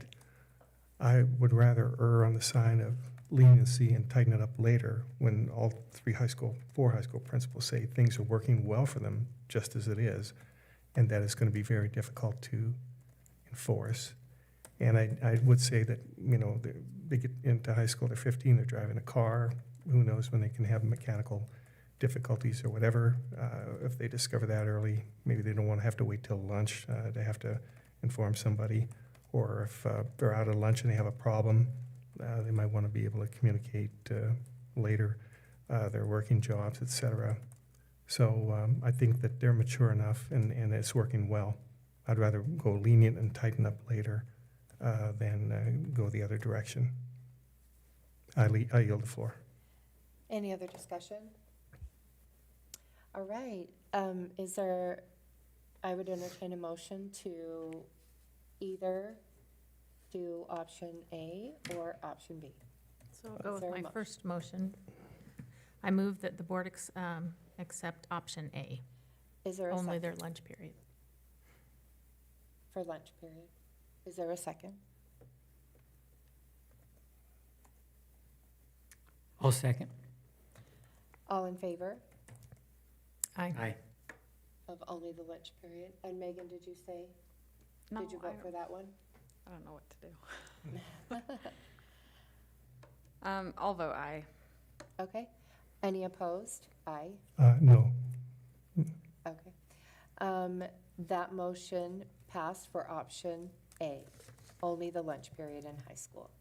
The next one is option 3. There's an A and a B, and the A is a courtesy phone will be available in the front office, or for kids to reach their parent, or B, the students may use their own personal device to reach their parent while supervised by a staff member. Could I clarify something? Yes. There's a courtesy phone available at all our schools as it is. Yep, I know. And, I was really clear about it. and I'm not sure that we need an A and a B, because I think you can do A That's- and B. That's what I thought. So yeah. if there is no disagreement, I think we should just not vote on A because it's already there. And just with the understanding that they don't have to ask permission and they'll be afforded a measure of privacy, because that's kind of what was agreed upon, I guess. Right. The second, so I guess we can vote whether it's yes or no on B. Can they, if they go to the office and say, hey, can I text my mom, or can I text back? If they're in the office, or if they ask permission. So it's basically ask permission, is what it is. So, would anybody like to discuss that before we vote on it? Yeah, essentially, we're just taking out the B and the A. We're just saying, We're this just is, only voting on or B. students can do this. Yeah, we're just only voting on B, yes or no. Okay. So what do we mean by staff member? Could that be a teacher or? It has to be a staff member. Anyone employed by the school? Well, it would be a teacher or administrator. Okay. It's not the janitor? Is that what you're asking? I don't lunch think lady? that's an No. option. They're No, not, they're told, I'm they being can't good. give permission for. But, for I kids. mean, could it be the secretary in the office? So that's, You know, staff. if they're in the office, then that would mean that they're in the office, so yeah. Let's have, we're going to have So some is there discussion. any, yeah, would, any discussion on that? Yeah, I always like discussion. Okay. I would say that they should be able to use their phones. Students may be able to use their electronic devices to reach their parent guardian while supervised by a staff member. Right now at Irving Middle School, again, what they're currently doing there, they say we permit students to use their phones in the office. I think that sometime, even if a student is having some kind of a health issue, they don't want to use the phone, they can text and they'll have privacy. That'll give them HIPAA privacy. They're talking about some kind of a medical issue. If they're texting, being able to use their phone would give them more of a privacy for any kind of personal things they don't want overheard by a staff member. And that when they're done, the phone goes off and it's not a big deal. So I think that gives them a lot more flexibility, gives them more privacy, and of course prevents any burden on using a courtesy phone if several people have a need at the same time. And that's my reasoning for that. So I yield the floor. Any other discussion on that one? The only other thing I would add is that a number of our students don't know their parents' phone numbers because it's in their phone. Yep. And so for them to use a courtesy Yep. phone, I they don't know don't my know the phone kids' number. phone number. So more times than not, if they're standing there and say, can I just call them on my phone? You're going to say yes. Makes Yeah, sense. I guess the only comment I would have is, I don't really know what the difference is. If you're calling your parent, whether you use your phone or theirs, and a lot of parents, most parents are working. They communicate by text. Yeah. Yep. It's just like, I mean, are you gonna make them mail a letter? Yeah. Instead of shoot an email? Like, to me, it's exactly the same question. We text to communicate. That's how we communicate. And I don't think a lot of parents, they can't answer a phone call But they at can any answer time text. of the day. Yep. They just can't. They're working. And I think it's just more a matter of kind of, I guess, respect for the parent and the student, and then they can be able to see that text and be able to respond. Any other discussion? Works for me. So we're just voting yes or no on A. Is there a motion to vote yes on option B? Students may use their personal electronic device with supervision. Yeah, I make the motion that we include that students may use their personal electronic devices to reach their parent/guardian while supervised by a staff member. Students will be afforded a measure of privacy during such personal calls. I second. Any discussion? All in favor? Aye. Aye. Any opposed? That motion passed. The next one is, I think this is just a yes or a no, because under violations and consequences, it's highlighted the end of the school day and less. So, Option 4 has to do with restrooms and locker Above rooms. that. I'm before that. I don't know if that's an option. The devices will not be returned to the student until the end of the day. That's option 5. Is that an option of yes or no? No. That's just, that Okay, was something you that's guys already, I guess requested. we all agreed upon that. Okay. Right.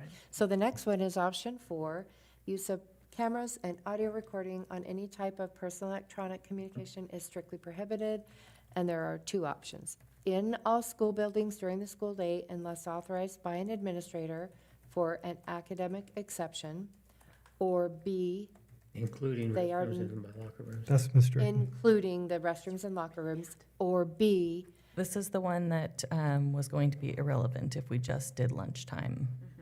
So it would just need to be changed. During I think it- lunchtime. I think what I'm interpreting this to be, like, we had the science teacher who wanted the use, is that considered an academic exception? yeah. Oh, yes, is Okay. this what you're reading, the We're, academic? yeah, we're not Yes. talking about Oh. academic exceptions. No, We're This is just the talking pictures, about taking pictures and video. being able to video and picture, when, just basically when they're allowed to have their phones, to be able to use their phones. The No, pictures. I think I understand what's being said Oh, here, okay, since yeah, they, yeah. since they already said the option they can't. So, yeah, so, So at lunchtime, now, right. That, This would still limit it to just academic Right. academic exception. exceptions. Okay. So during lunch, is there any discussion on this one? well, yeah, I guess I have a question Uh-huh. and then some discussion. So, so only the high school students can use them during lunchtime. Yep. And so then if we, it would be whether they can use them to, well, I guess, during lunchtime, what would they do? They might want to take a photograph of a display, trophy display or something like that.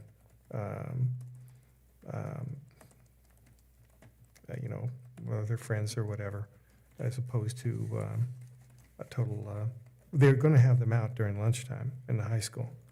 And so then I guess, I wonder how you even enforce the fact that they're going to take a photograph.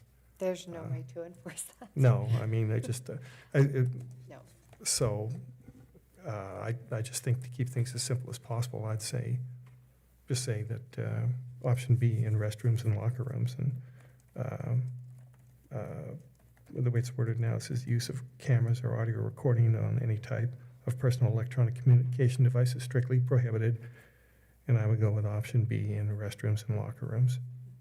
I would also include that it includes FaceTime, because that's a form of video. If you can't, you can FaceTime. If you have a phone, you can FaceTime a parent or a friend or whatever during lunch. If your phone is allowed to be used, you can FaceTime. And that's kind of a more common. Just not in the bathrooms and locker rooms. Exactly. Right. Just not in the bathroom and locker rooms. That's part of this, and that's just part of the way that the kids communicate. Also, my kids are communicating to me with their little, the recording, the voice recording. And they just record it, so they don't have to text everything out, and then they just send the voice recording. So it's just kind of, I guess. Yes. So if you're looking at option A, you could just add the words instructional time.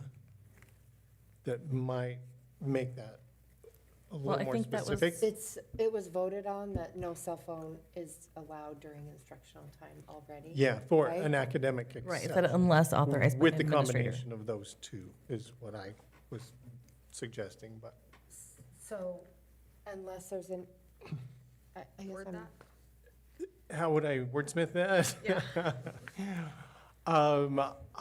An academic exception approved by the administrator during instructional time. And that's or- pretty much in Or there. for instructional purposes. That's already in. I think that's kind That of like is- what's in there, but maybe the discussion that's happening right now is whether we should just put including high school lunch period. Oh, I see. Okay. Oh, So do we want to allow them to take Like pictures and videos Yeah, during the I high school lunch got it. period? I We just- can add They're that not allowed language. to have it any other time. Right. If I may, Uh-huh. maybe I can clarify. If you take a look on page 1, right after option 1, choose option 2, choose A or B. It says academic exceptions. Occasionally, teachers may permit the limited use of personal electronic devices strictly for academic purposes during instructional time, provided that clear guidelines are provided to students as to the appropriate use and prior permission has been obtained from the building administrator. So that's already in the policy. Good, thank you. Yes, and that is, yeah, that's part of the policy, and we got another, anyway, it's okay, we got another letter from a teacher.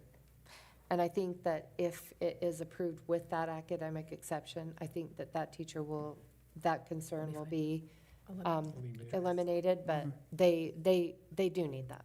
So, anyway, so I guess we're voting on, Do we want to vote on option A with amended language to add high school lunch period? Or not? Well, let me see if I understand. let's do that. So it's either option A, amended to include lunch periods and then academic exceptions, or B, only restricted, wait, I need to think about this. I think that option B is kind of eliminated because of the taking away the passing time. Because it really is, right now, it's only this high school lunch period where they're allowed to have their phones out, so any of those other times would be restricted. So I think maybe it's just option A, but do you want to add that amendment or not? Add the amendment for lunch period? Yes. Yeah, because that's the only time they're allowed to have their phone. Right. So we would just be saying, do we want to eliminate B and then just vote on, are they allowed to use their phones For pictures and video during for lunch. pictures and videos during lunchtime? Or with an Including- academic exception.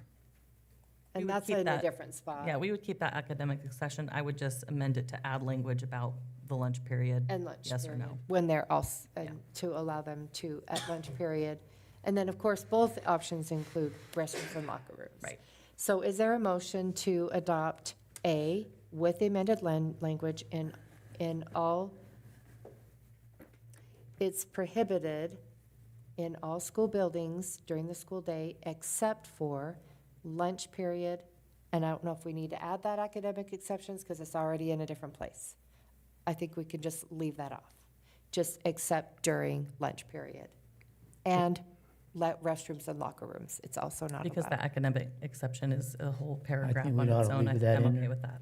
Okay, so is there a motion to adopt in all school buildings except for during lunch period and At the high academic schools. expense? Yeah. At the lunch high schools period. only, including the restrooms and locker rooms. So can I, just so we are saying, Right. because I'm thinking about, kids who go off campus. Like, yeah, that They're, That has right? nothing That's to why do with it's Right, in the school right, but building. I'm just saying is Yeah. that we're just, so what we're saying is, as long as you're on the school property Yeah. during lunch, no video. Other That's than lunchtime. essentially what we're saying. Right, yes. Okay, Okay, so I wasn't understanding it that way. I was Okay. saying that it would be allowed okay, see, in that's what I school wanted to clarify. buildings. During the at lunch period. period and for academic exceptions. Yes. But not restroom and locker rooms. Correct. So that's what I was saying. Like restrooms and locker So rooms, we're never. allowing it, okay. But we would Yeah. I will allow that defer during to lunch. Everybody, I'm and okay academic. either Make way. that motion. Yeah. I'm going to make the motion. I move that we allow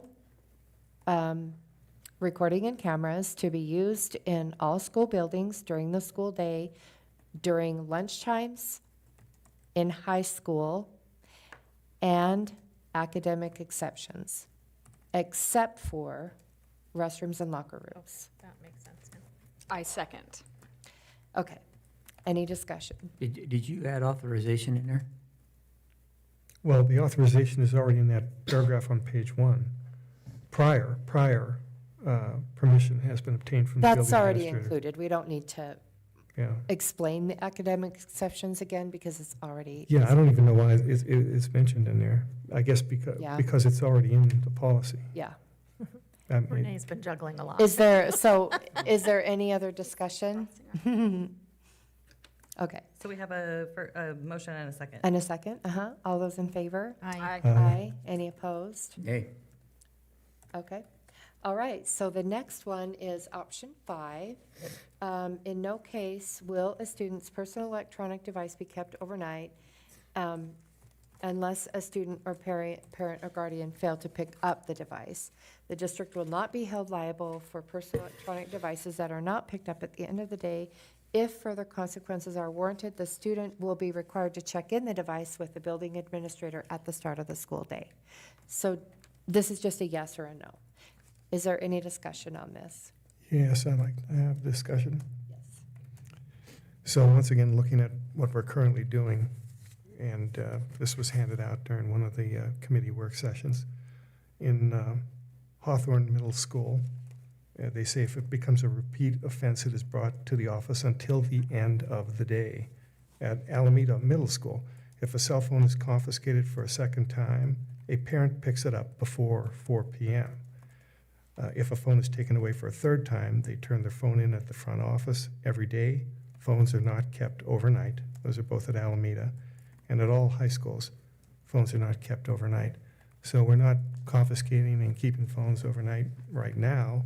And again, all the high school principals are happy with that. I think that, we're getting a lot of resistance from that from the public. The phones are expensive and they don't want them kept overnight. So I'm in favor of option 5.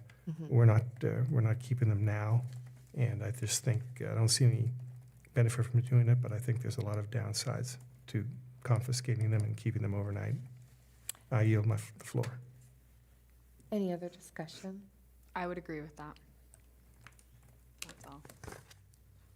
Any other discussion? I agree with that too, because, again, a lot of parents work and they can't take a phone call in the day, and then at the end of the day, they can't get a hold of their child. That's a really big problem. And that's outside of school hours. To me, it's not the place of the school to be controlling anything outside of school hours. Whether they have a phone or whether they don't, it's the end of school and it's over. So is there any other discussion on that one? So I would entertain a motion for option 5. In no case will a student's personal electronic device be kept overnight unless the student and or parent guardian fail to collect the device. The district will not be held liable for personal electronic devices that are not picked up at the end of the day. If further consequences are warranted, the student will be required to check in the device at the building administrator at the start of each school day. Is there a second? I second the motion, Was that a motion? I thought it was. Yes, Okay. I did. rather than repeat it all. Yeah, that was the motion. Okay, and Ray Okay. seconds? Any Yeah. discussion? All those in favor? Aye. Any opposed? Do we then need to All right, adopt so we're this moving on to the policy as well? procedure. What's that? Is there, So do we need to, One last motion to adopt the policy on third reading with the previous options adopted. I would do that as well. sure, yeah, and we don't want to adopt both at the Policy same time. Or procedure. I mean, we can do that. Do the policy Is first. there a motion to adopt policy 8506 with all of the changes that we have just made? I would entertain a motion to adopt policy 8506 with the adjustments we've made. I hereby move that the board hear on third reading for adoption policy 8506 with the options as chosen. Is there I'll a second? All those in favor? Aye. Aye. Aye. I'm sorry, I meant to say any discussion We already before had it. all those in I favor. think we've. The only discussed discussion ad that I nauseam. would say is that I am voting no only because I want to support the principals and allow it during testing period. That is the only reason. Everything else I agree with, but, so that's my discussion. Yeah, my discussion is the same thing. I will vote no, but only for that, because I really do agree with the principals. I think we should support them. Okay. Otherwise, I support everything else. Okay, so all those in favor with adopting it as written, as agreed upon? Thought we already did. I thought we already did. Nope, we No, haven't, we we did haven't all in voted. favor.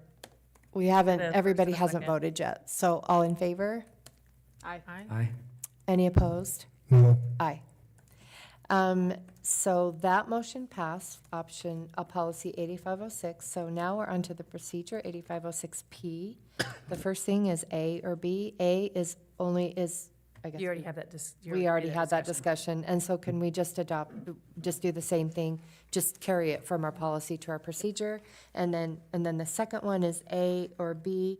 All this is will the discipline restart at the every school year, or will it start every trimester? restart the discipline process. I will tell you, as a previous administrator, starting it over every trimester will be a nightmare. It'll be what? A nightmare. And I agree. And I think Starting we it, need- I think having it for the year sets a good tone. Okay, so, any other discussion? I just think we need to have them held accountable. And, I mean, I think it just makes it too easy for them to, there's, how would that go? There's 10% is gonna mess it up for everybody, something like that. There's gonna be that 10% that's gonna try everything they can to get away with it. And if we give them 3 times during the year, that just gives them 3 times more times to try to get away with it. And I agree with the principals that once a year is a good reset. Any other discussion? I would just say, I also spoke with this principal about that, and what their current policy is that they hold it, they confiscate it for the class period, and they give it back to them at the end of the class period where there was the problem. The teacher does not have to deal with anybody who has been reminded again or any repeat offense. They are sent straight to the office. The office deals with it, and it is taken away from them during that class period and given back to them at the end of the class period. And I asked, but wouldn't that same student have a problem like throughout the day? And he said, no, it's that class period. And then and so because of that discussion, and they're handling it, and it doesn't keep repeating, if it's taken away in a class period, then they get it. So if I take this and apply it to the whole trimester, if it's only happening in one class period but not throughout the day, every trimester, their classes are completely different. And so it's a completely different, the grades start over, everything. So just because based on what I spoke with about that to the principal, I would just say trimester because they're completely different classes. I would tell you, if you talk to the other 7 middle school principals. they would Middle say- school? They would say different. Yeah. So do we they- need to separate this to middle school and high school? I don't think so. Okay. Truthfully, I think it's teaching the kids the lesson once, and the second time, their parents get called. It's that, or they can get it picked up 6 times, and on the 7th time they finally get it picked up, 3rd try, there's a consequence that their parent will get a phone call to come get the phone. So instead of dealing with it twice and driving that there's home. only 3 trimesters, But so that's, the parents doesn't get called until the 2nd time. I see. And so, they're gonna get picked up, and then the parent's finally gonna get a phone call. Right. Megan? Yeah, my concern listening to this principal's viewpoint is that he or she could have meetings and they would not be there. Like, who is taking care of that if they're at a meeting and that kid is going to XYZ class?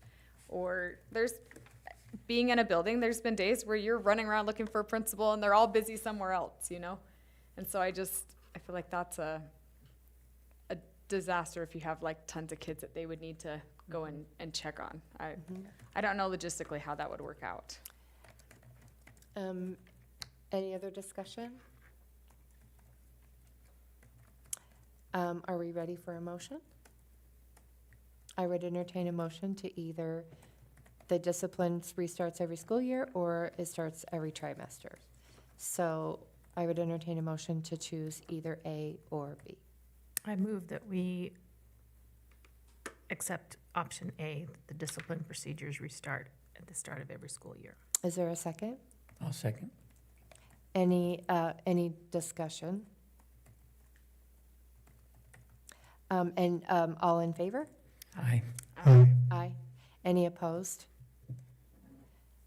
All right, so the last thing is there's an option Well, there are 2 more options. to, this option is kind of a specific, and that is that as soon as a parent is, so if a parent is contacted and the parent says, yes, I want you to give it back to them, it is given back to them, whether it's the end of the school day or not, per instruction from the parent. And so that's just a yes or a no. Are we going to say, yes, the parent can give them permission to have the device returned to them? So it's just a yes or a no. So is there any discussion on this? I had a question, because are you suggesting that a parent could call at noon and say, give my child his phone back? Because this It's is when saying they're, at the when end the of the day. parent is contacted by the administration. If they then have a response and the parent decides, yes, So the I first time want a them kid to gets, have it, but the first time a kid gets it taken away from him, how would the parents know if it was taken away from him? They would just be notified. It's not I a think- conference, though. That's it's just, when a parent is notified, it's really just, I don't think we need to overcomplicate it. It's, in any case, when a parent is contacted and they give permission for the device to be returned, is it gonna be returned? Right, but the only reason I asked for a clarification is because you said at any time, and in the procedure, it's saying at the end of the day. So are you Nope, suggesting something nope, this is different? an exception because it says Right. if permission is obtained during a phone conference with a parent, That was the a device can be request to returned. add that I'm a bit option. confused here. Maybe. Okay, can I- so we already have Oh, that's on the established second that the policy is that it is the first offense, it's locked in the office. The second offense, the parent or guardian is notified. So this is really referring to that second offense. So when the parent or guardian is notified, if the parent or guardian says, yes, I am notified, yes, and I give my permission for you to give that phone back to my child. So on the second violation, it says that it's retrievable by the parent at the end of the school day. Right, and this is the So, exception that was So requested. my question is, well, the parent has to come in and get it. But My- that's really null and void, because we've already established that we're not keeping it overnight. Right, so what's written in here right now, it says the device is turned in and stored in the main office, retrievable by a parent or guardian at the end of the school day.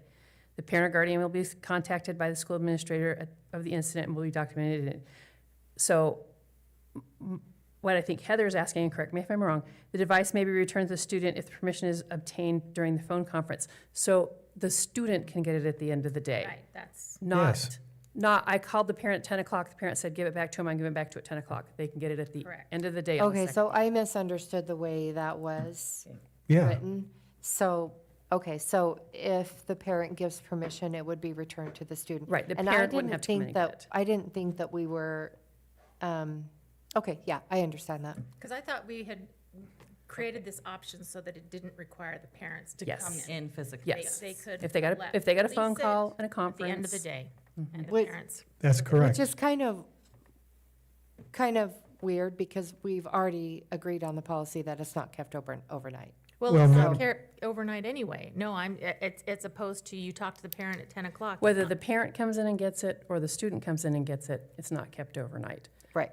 The policy as it was written, the parent had to come in and get it. Right. Or if the parent left it, then the parent left it and it stayed overnight. What this is adding is, if the parent gives permission, at the end of the day, you give the kid back the phone. But and you they don't give the come in. kid back the phone no matter what, because it's not to be held overnight. We already agreed upon that in the policy.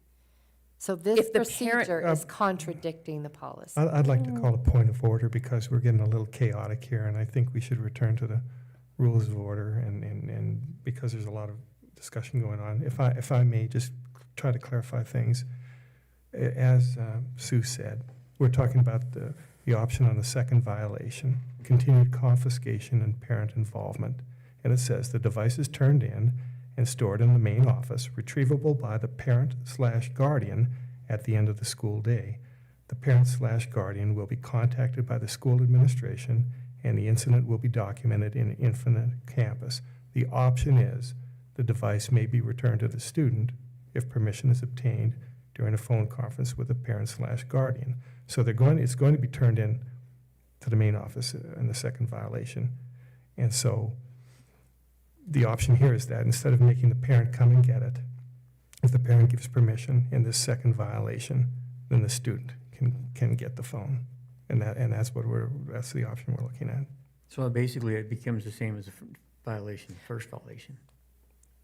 But the parent has But the parent's Parent has to contact- agree. The parent has to give The it parent's permission to give contacted. it They back. might be like, no, Well, in the first one, violation, and first the parent has to give permission anyway, right? No, No, it just is notification. no, it's just held till the end of the school day, Yeah. and the student comes and picks it up at the end of the school day. The second, the parent is contacted. Okay. The first one is also. Yeah, they're I contacted the wasn't first sure time, but about the that. student gets it. Yeah. The second time, The we're parent, going to give them the option that the parent can say that the student can get it, but they're being notified it's the second time, and instead of having them have to come down, they can give permission to give it back to the student. That's what's in question. It is interesting. So then the question is, do you change, given that, do you change the first offense to be just a verbal warning and not confiscate on the first offense? I don't think that was an I mean, option. no, I'm just suggesting is that, does that change? But then I guess how does the office know? How does who tracks that? It's documented in Infinite Campus. Does And it's the generally- teacher do that? no, the parent, the Administrator. student, if they get sent to the office, it's documented in the office. So my guess is they've probably had 2 or 3 with the teacher already Yeah. before they get there. I'm just wondering if you're wanting to make more of a distinction between the first offense and the second offense, do you just make the first, you go to the office and they don't confiscate, and then, but the second offense, it's then confiscated? I don't know. I don't want to make things more complicated. Yeah. I'll go with whatever. This has worked really well for years. Okay. The first offense, the kids come back in, they get it at the end of the day. And so does Don't the do that. second offense? The second much offense, like the it's written here? parent has to come in and get it. What's happening is we have some parents that can't come in and get it. Right. And so then it was getting held overnight. And we say, no, if you give permission, you know Okay, that this is so the that- second time they've had it, we'll give it back to your child. Okay, so I guess that was the only clarification, because I think when you made your statement, you said, give it to the student anytime. And I- But then that's we all I just- corrected them. Okay, so That's then already that's fine. been corrected. Yeah, but I But would, The only what reason I asked Yeah. the question. I will say is that the policy we just adopted says in no case will the phone be held overnight. Confiscated overnight. So if the student or parent guardian fails to collect the device, so if the parent doesn't come in and get it, then it's staying locked in the office. And The I student didn't is- understand that, because I'm not okay with keeping a phone overnight. Well, I think that we added that language because Jim was saying, how do you make a kid come pick it up? If they don't and the parent doesn't, what do you do with it? I do not know a parent that could come at 4 o'clock But or at But this is it. 3:45. What if the student, I if mean, the student most- doesn't come pick it up, we're gonna lock it up in the language that office. says We're not gonna leave it out and you don't about. pick it up. Right, I mean, So- parents work. I Right. don't know of any parents that could do that. Madam Chair. Yes. Yeah, I mean, we already said that, you know, they're not going to keep it overnight. Intentionally. Well, Intentionally. Right. And so this option says that if the parent can't come and pick it up, they can give permission to give it to the student on the second offense. And so, Yeah, the only clarification is, say this is taken away in the last hour of the day, it's confiscated, put in the office. If they cannot get a hold of the parent, Then the student comes and picks it up. And so that's why It says, if further contradictory. consequences are warranted, the student will be required to check the device and then the building administrator at the start of the next day. And then the discipline will start that morning, and the Right. parents will be confident. So,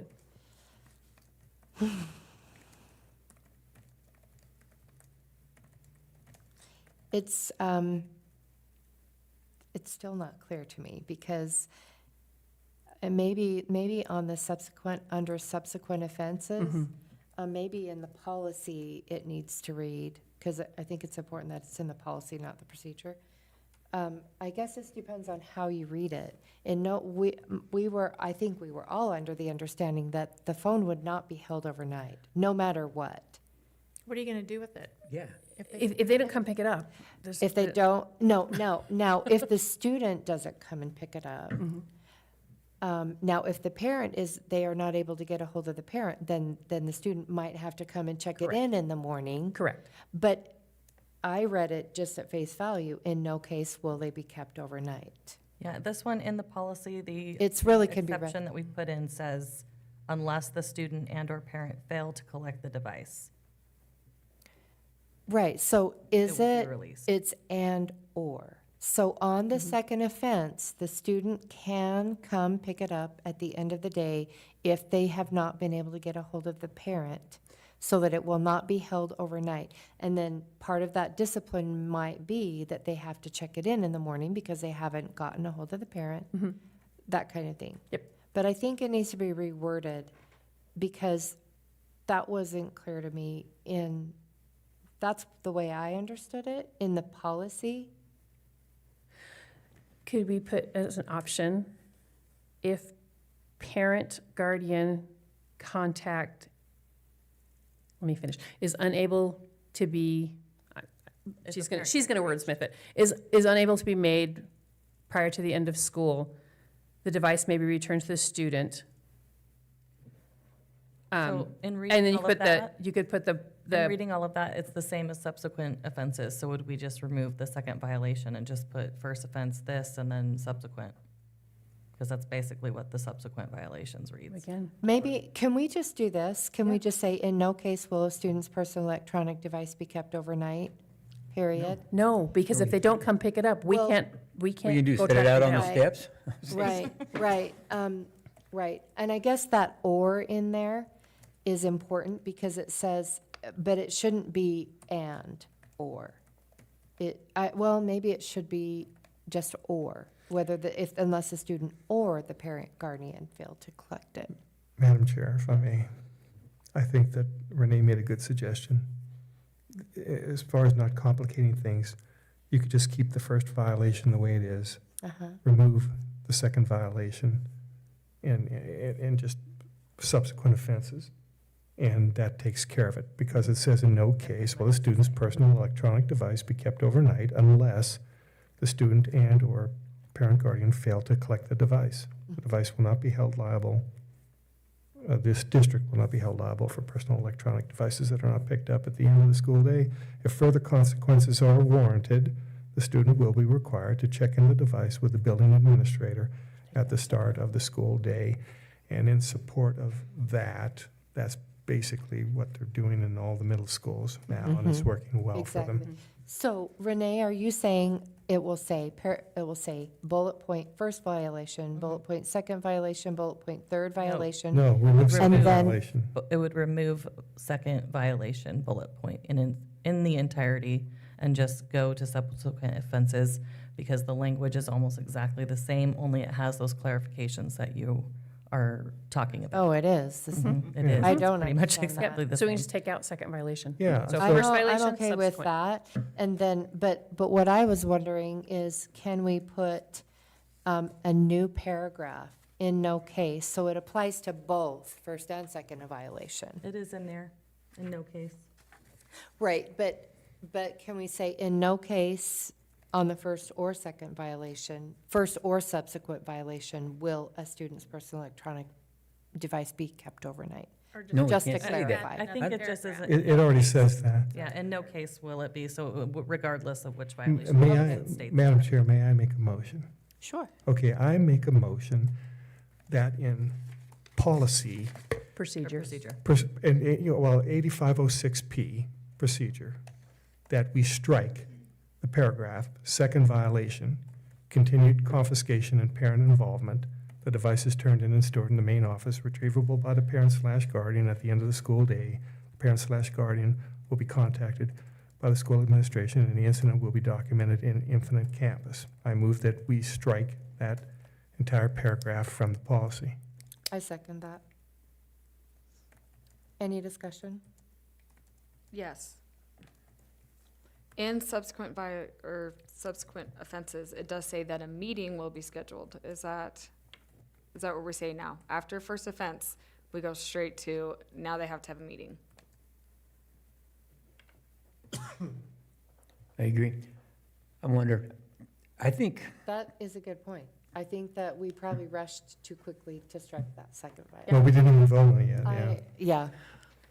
You can keep your motion. You can keep your motion, Or you can withdraw. or you can Well, withdraw. if everybody's in agreement, then I will withdraw the motion. We have a consensus on that? I withdraw the motion I just made, in regards to deleting the the Yeah, paragraph. I mean, we can still discuss it. I think we could easily accept both options and explain to admins, this is how we would like you to interpret this, and it is that we don't want you to force a kid to have to leave their phone overnight. You give it back to them. If they need to come turn it in the office the next day, they can, because you couldn't get a hold of a parent. However, the parent wants to work that out. But if the parent says, I don't want to pick it up and I want you to keep it, okay, then we do that too. I think we could accept those options, and everything that you're concerned about is included in them. Yeah, I guess there are just the two different ways to read it is all. And so, and I would just like for that, in no case on first or subsequent offenses, will it be kept overnight? So that it's the together. So if we put it as a separate paragraph, don't put it under subsequent Right. offenses, just put it as a separate paragraph. Right, so it So that it applies applies to to all everything. three equally. That's what I'm saying. Okay, let's do that. Yeah, is that, Yeah, okay. absolutely. I will make a motion that the optional in no case will be a separate paragraph that applies equally to all the violations. And that we accept both options. And that we accept both options. Option, Can I say option something? and section violation Yeah. and. Yes, and that we accept both options. So I move that. Is Jim, there a second? Jim has Yeah, requested. to be yeah, but recognized. let's do the discussion. I made the motion, so let's see if there's a second. Is there a second? I'll second that. Okay, so discussion. Jim, what did you? Well, first of all, I didn't understand that. Second of all, these kids need to be held accountable. They've got these phones, they need to be held accountable. If they want to abuse it, then we'll take them away from them. They ought to know what their parents are doing, and they ought to know if they can get hold of their parents or not. Or if they know that they can't get hold of them, then they need to be held accountable and take care of that phone. And not, I don't know, I think we're trying to make it too easy for them to fail. So, so you disagree with my motion, or you agree, or you Okay, didn't I didn't my understand motion? your motion. Can I just exactly. explain? I'll explain my motion. I'll explain my motion. So on the first, second, or subsequent violation, I would like that optional paragraph to apply to all three of them. Oh. So it would be, we don't keep it overnight, whether it's the Right. first, second, or subsequent. Well, I can agree with that.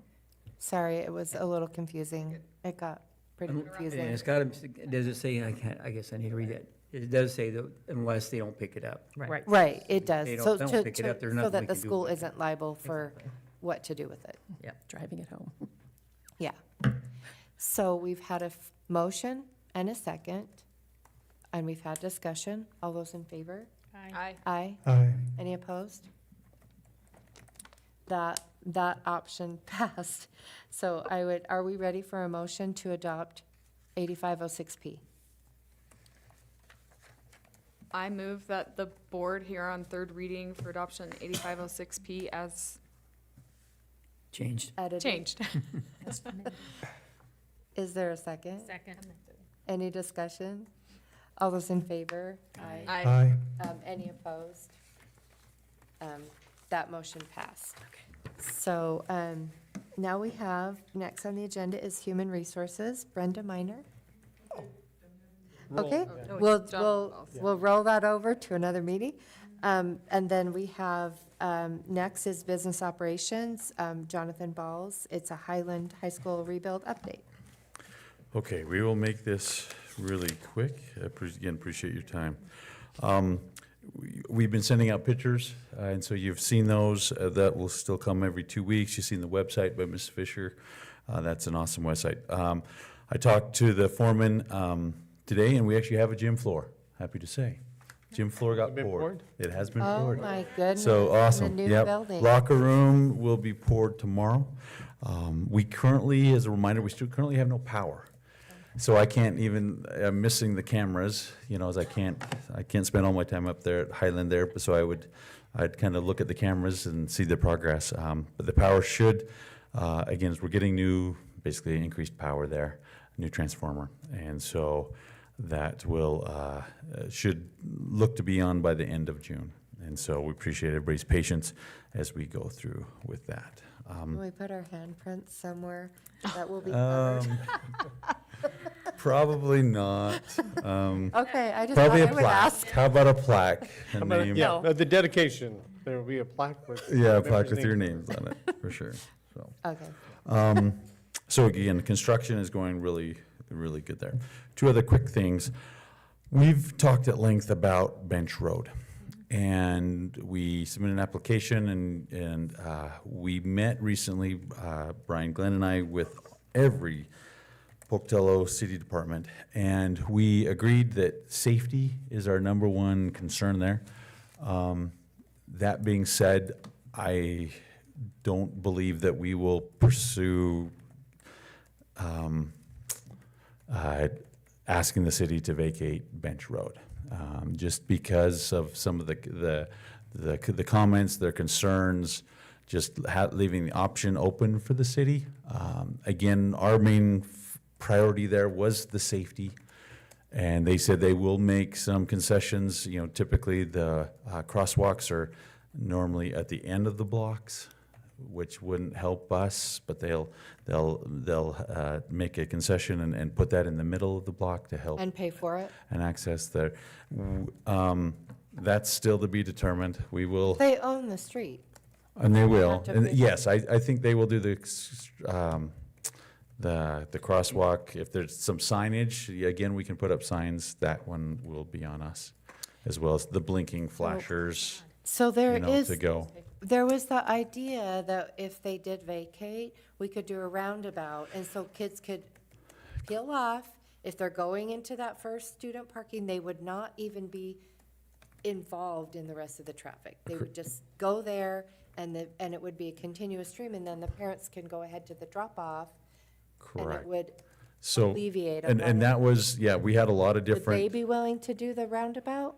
I They're would not willing probably- to vacate the property. Correct, yeah. Essentially based upon utilities. Right, but Yeah. would they make a roundabout? Because it's their property.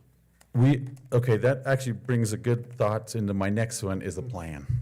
Yeah. Okay? Yes. Is the plan. We would like to, in the next 30 to 45 days, essentially, again, this plan would be for, okay, parking, you know, some elements that we try to get a parent parking, but then also, okay, where's the best student parking, staff parking, bus drop-off? Is there an opportunity to get that off of Fairway, right? It's right on the road.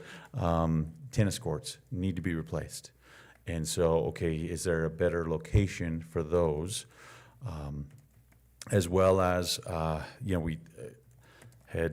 there had been discussion about maybe a different entrance that would be a little more secure and safe.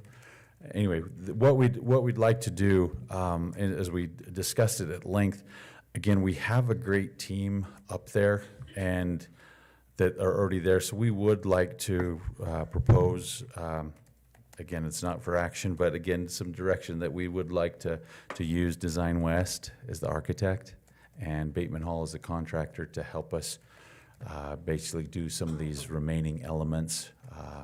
And that would be part of we'd possibly get a smaller committee there that could get some, make some suggestions, different opinions there, that would also involve the SIP committee in the fall, and of course the board as well as a whole there, just to try to get a plan.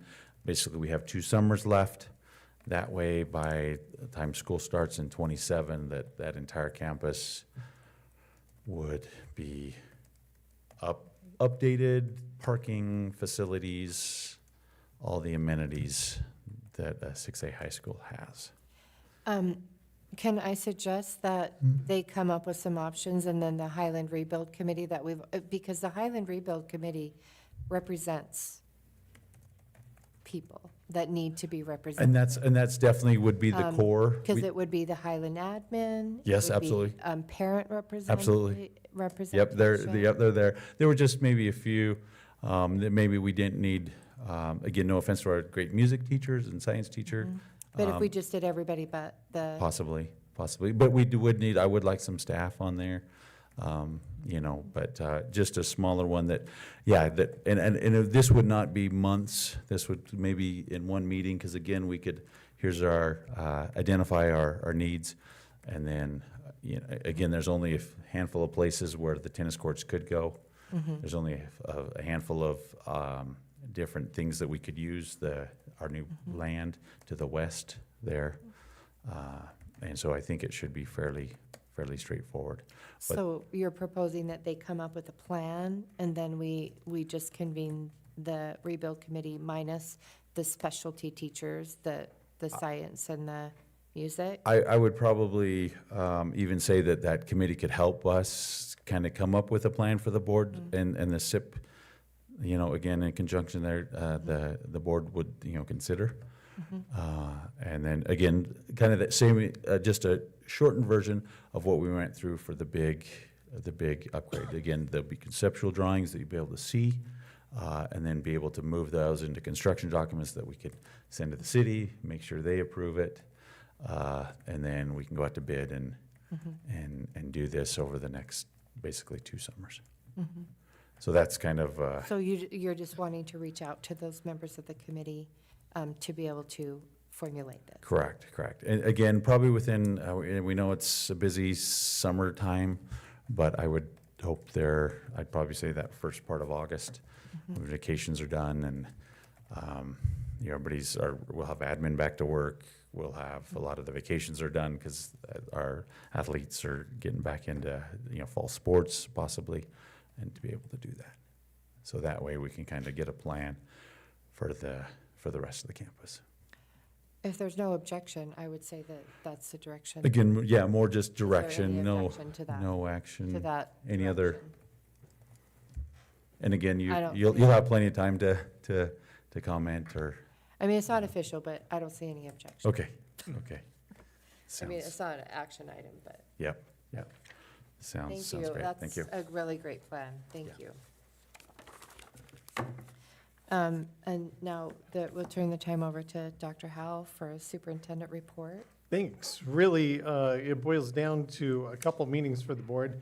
Tentatively planned for July 8th will be a board work session, and we were not able to get to our goals at our previous meeting, and so that would be picked up at that time. And then, of course, the regular board meeting on July 15th. And that's it for me, Madam Chair. Thank you. If there is no other discussion, I would entertain a motion that we adjourn. I move that we adjourn. Is there a second? Any discussion? All in favor? Aye. Aye. We